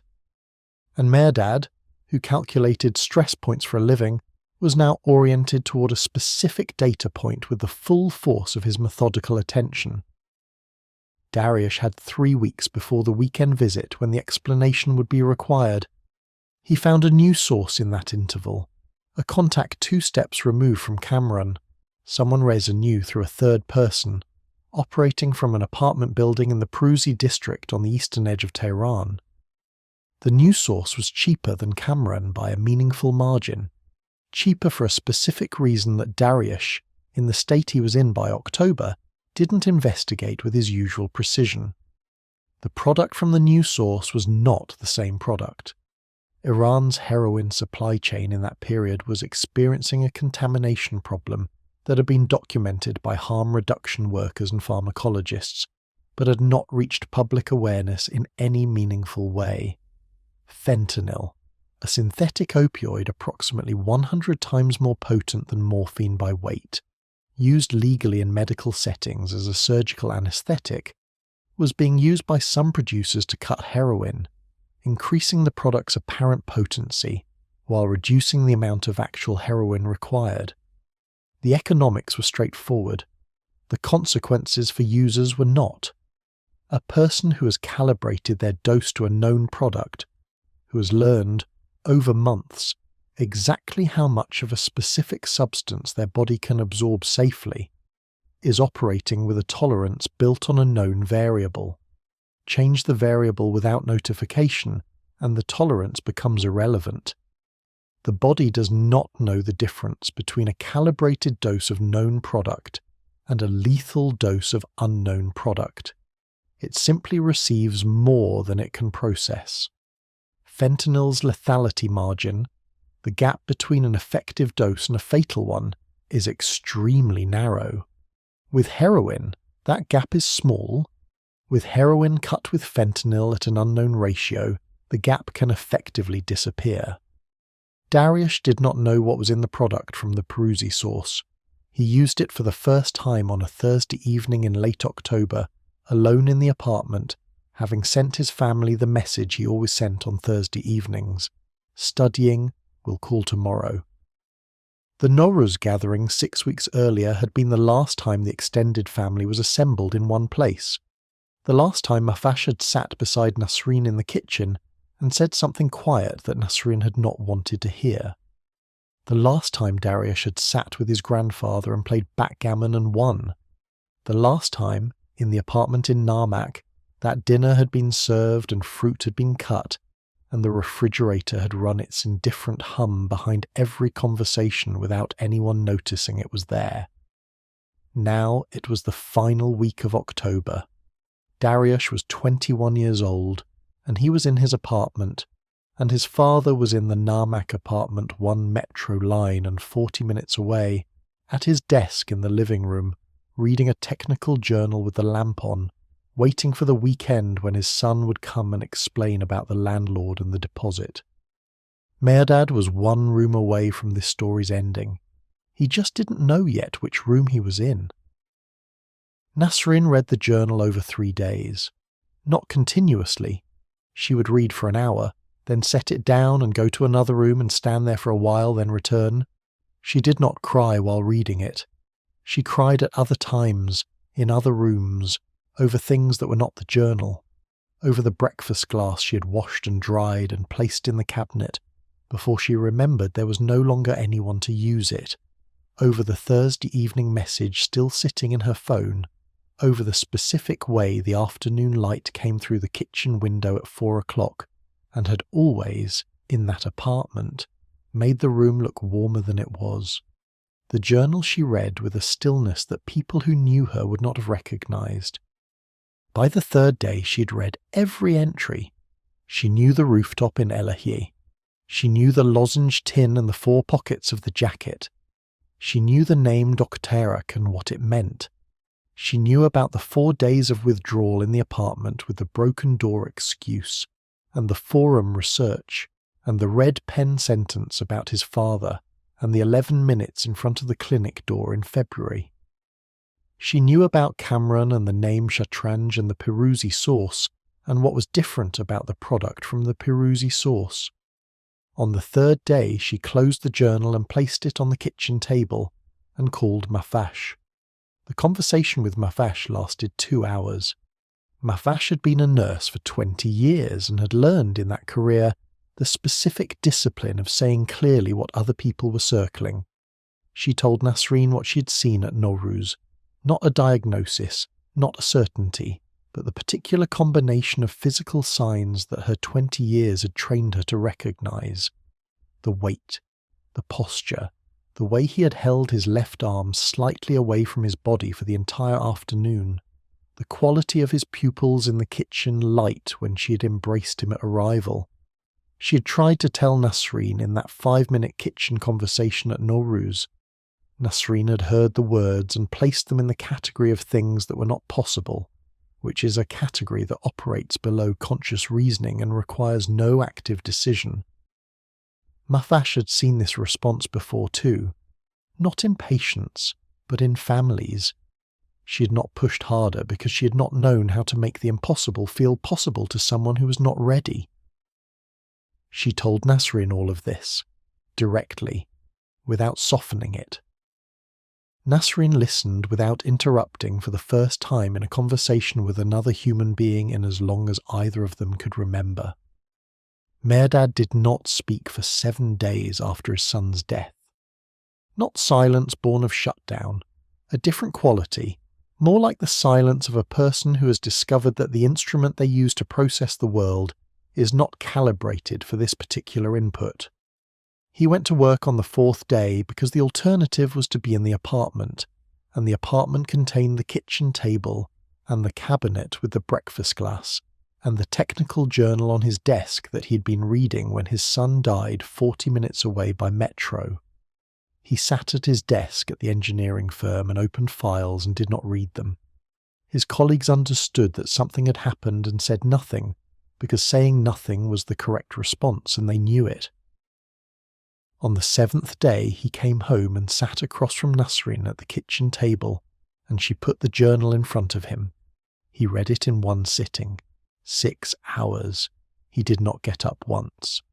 When he finished, he closed it and placed both palms flat on the cover and sat like that for a long time. Then he asked Nasrin one question. She answered it. He nodded once, slowly, the way he nodded when a structural calculation confirmed what he had already suspected but needed to verify. What the question was, and what her answer was, that stayed between them. Shirin was 18 when her brother died. She had just begun her own university application process, her own encounter with the conquer, the same pressure in the same apartment on the same 4th floor, where the elevator still didn't exist and the building intercom still didn't work. She went back through 3 years of her own memory, with the journal's information as a key, and every locked door opened. The eyes on Tuesday and Thursday evenings, the long sleeves in May, the 3 marks on the inside of his right elbow that she had seen for less than 2 seconds across the kitchen table and had stored without language for 18 months, the documentary about deep-sea fish and the particular quality of his stillness, the chess set that had disappeared from his childhood room sometime in the 2nd year without anyone marking its absence, every small, inexplicable thing she had noticed and deferred. They were all explicable now, and the explanation arrived all at once, which was worse than receiving it piece by piece would have been. She did not blame herself for not saying something. That resolution came later, and it came from a specific place, from reading, in the months after his death, about the family disclosure barrier that Dr. Hosseini had written about the structural mechanics of why families miss what they are not equipped to name.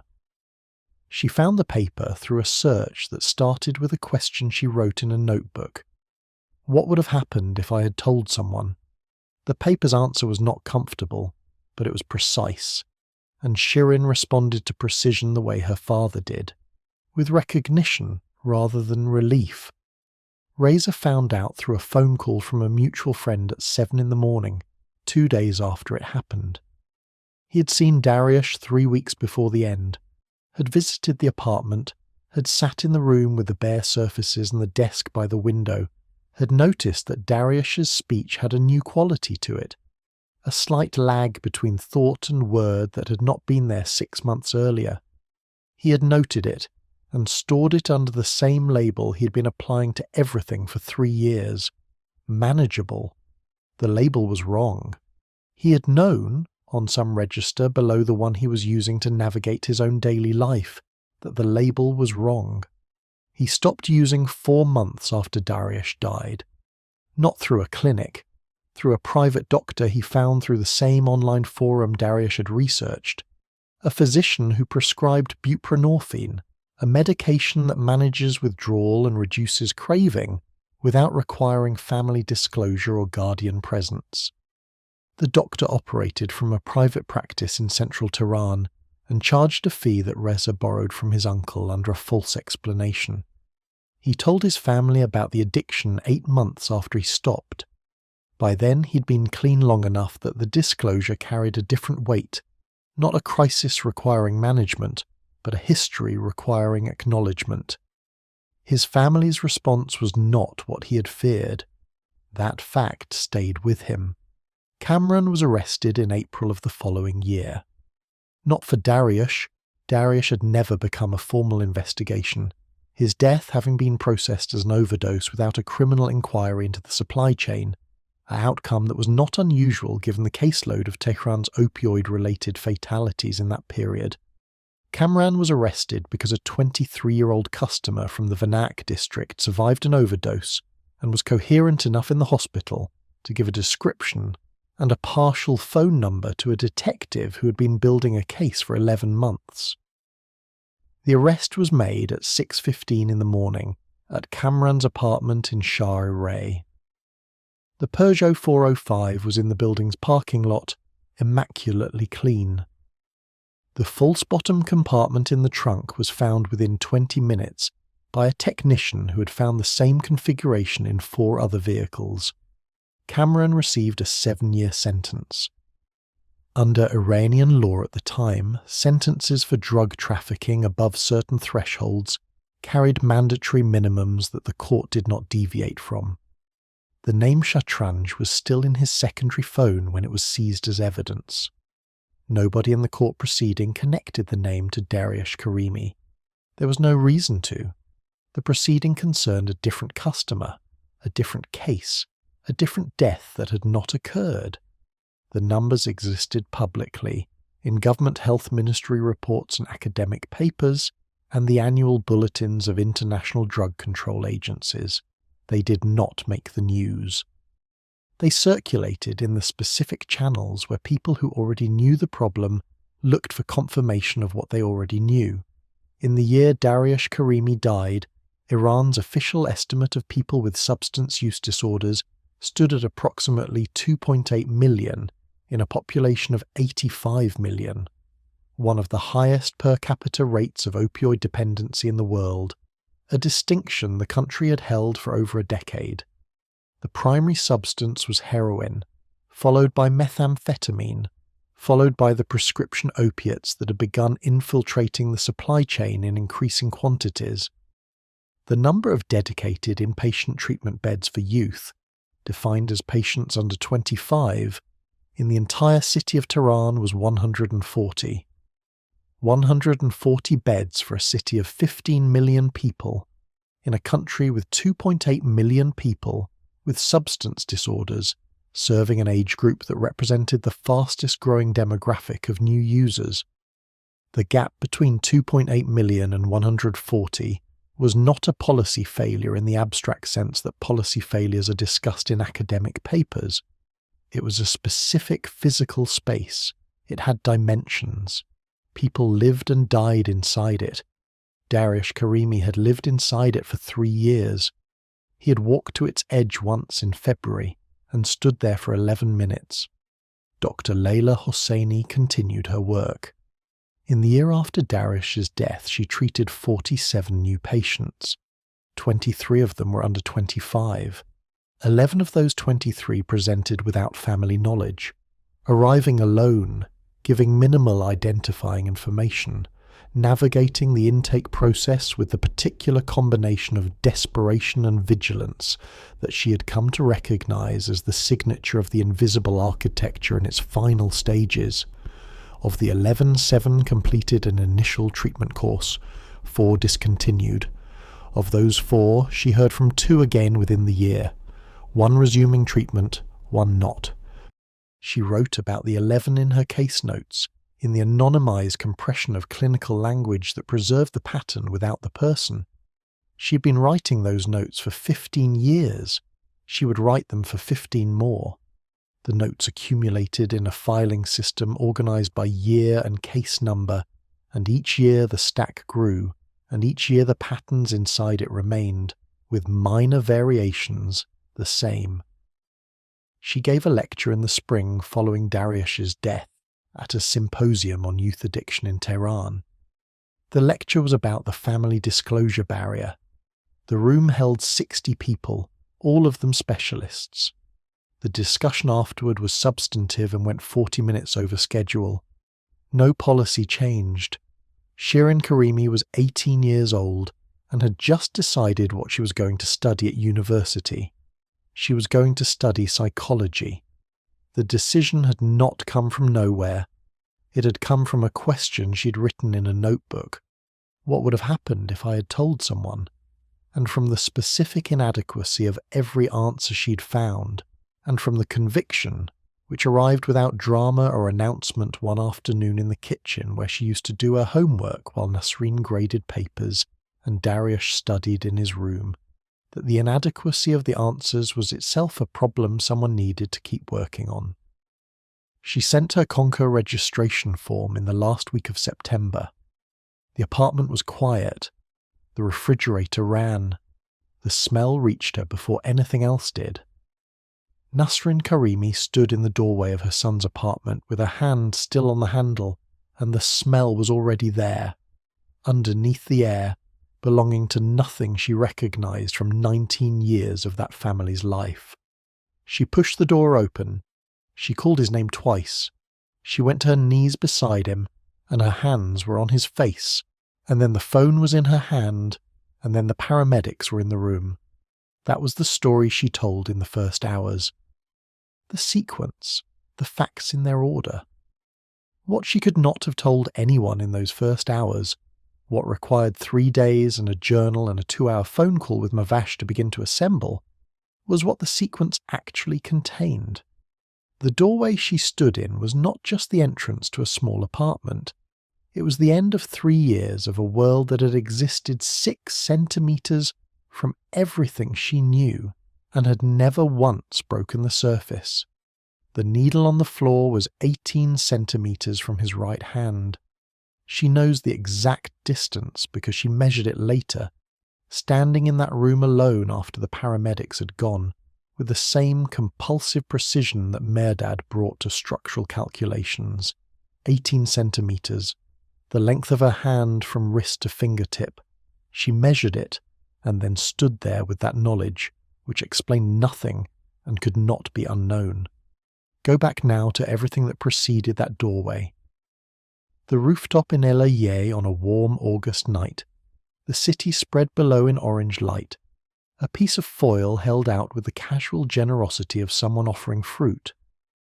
A boy who had spent 18 years being serious and methodical, sitting near the edge watching the city, and the wall coming down, and the specific silence afterward that he spent 3 years trying to find again without ever fully catching it.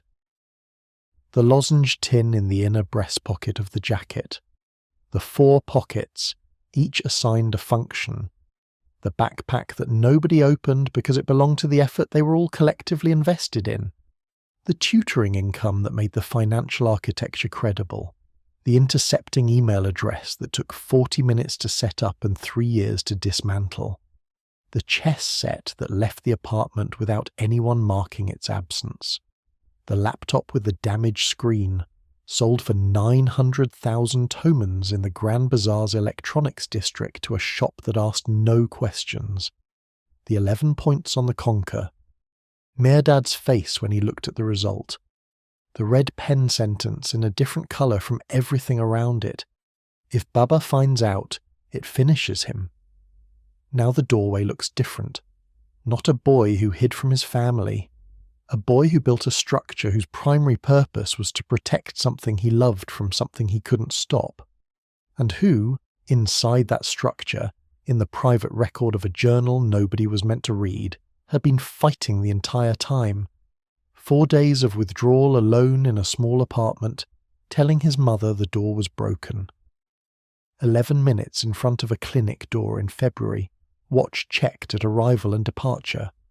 The mathematics of the moment executed with the same precision as everything else. 9 words written that evening that named what stopped him. The form on the other side of that door. The first question on that form. The chain of consequences that honest answer would have initiated. He had stood at the border between the 2 worlds he'd been keeping separate for 2 years, and the border itself was the obstacle. The thing he needed was on the other side of the thing he could not do. Mehrdad was in the Narmak apartment that Thursday evening, 1 metro line away. 40 minutes by rail, less by car, the distance a father can cover in the time it takes a television program to reach its halfway point.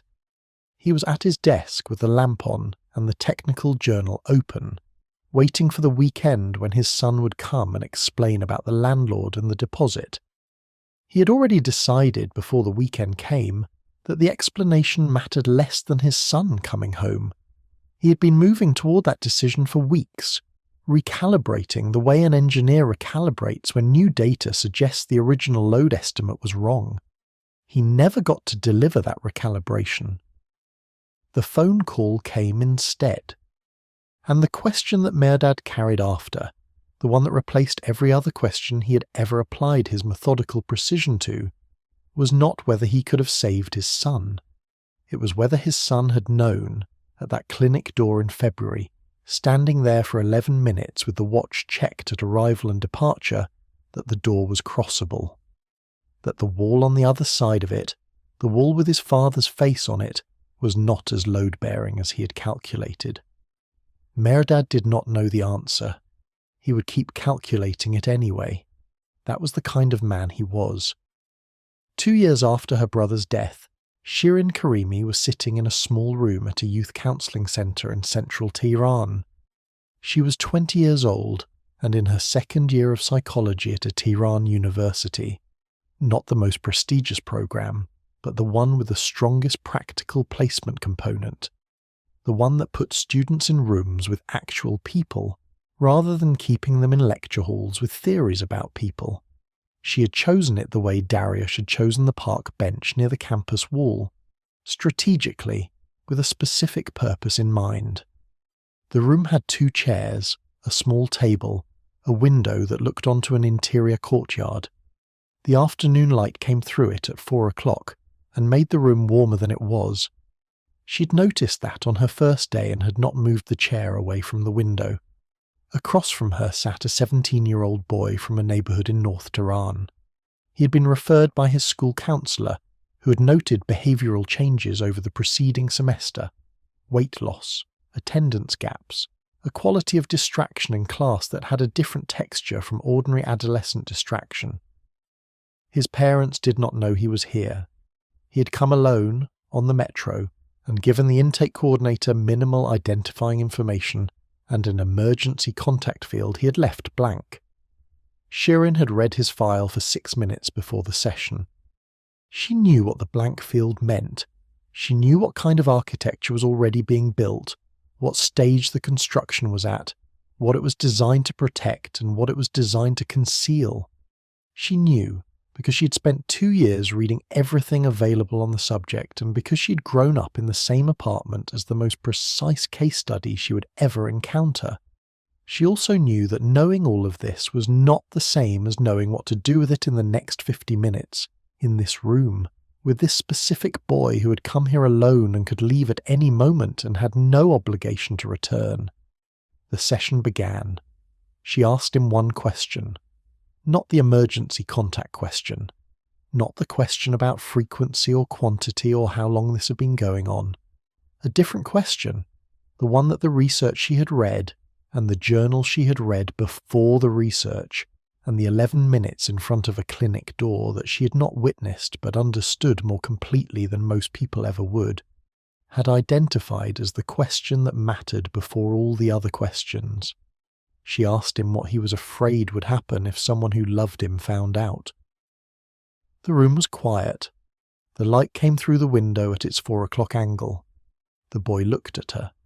His hands were very still on his knees, the studied stillness of someone who's been practicing stillness for long enough that it has stopped looking like effort.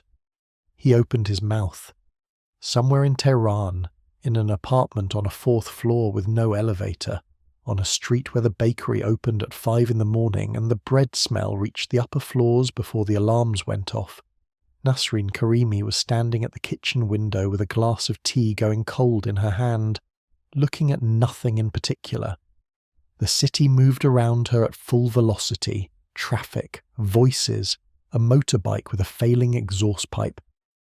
The ordinary relentless noise of 15 million people going about the business of their lives, most of them not knowing what was moving underneath the surface of the person standing next to them on the metro, or sitting across from them at the dinner table, or sleeping in the room next door. The boy across from Shirin took a breath, and began.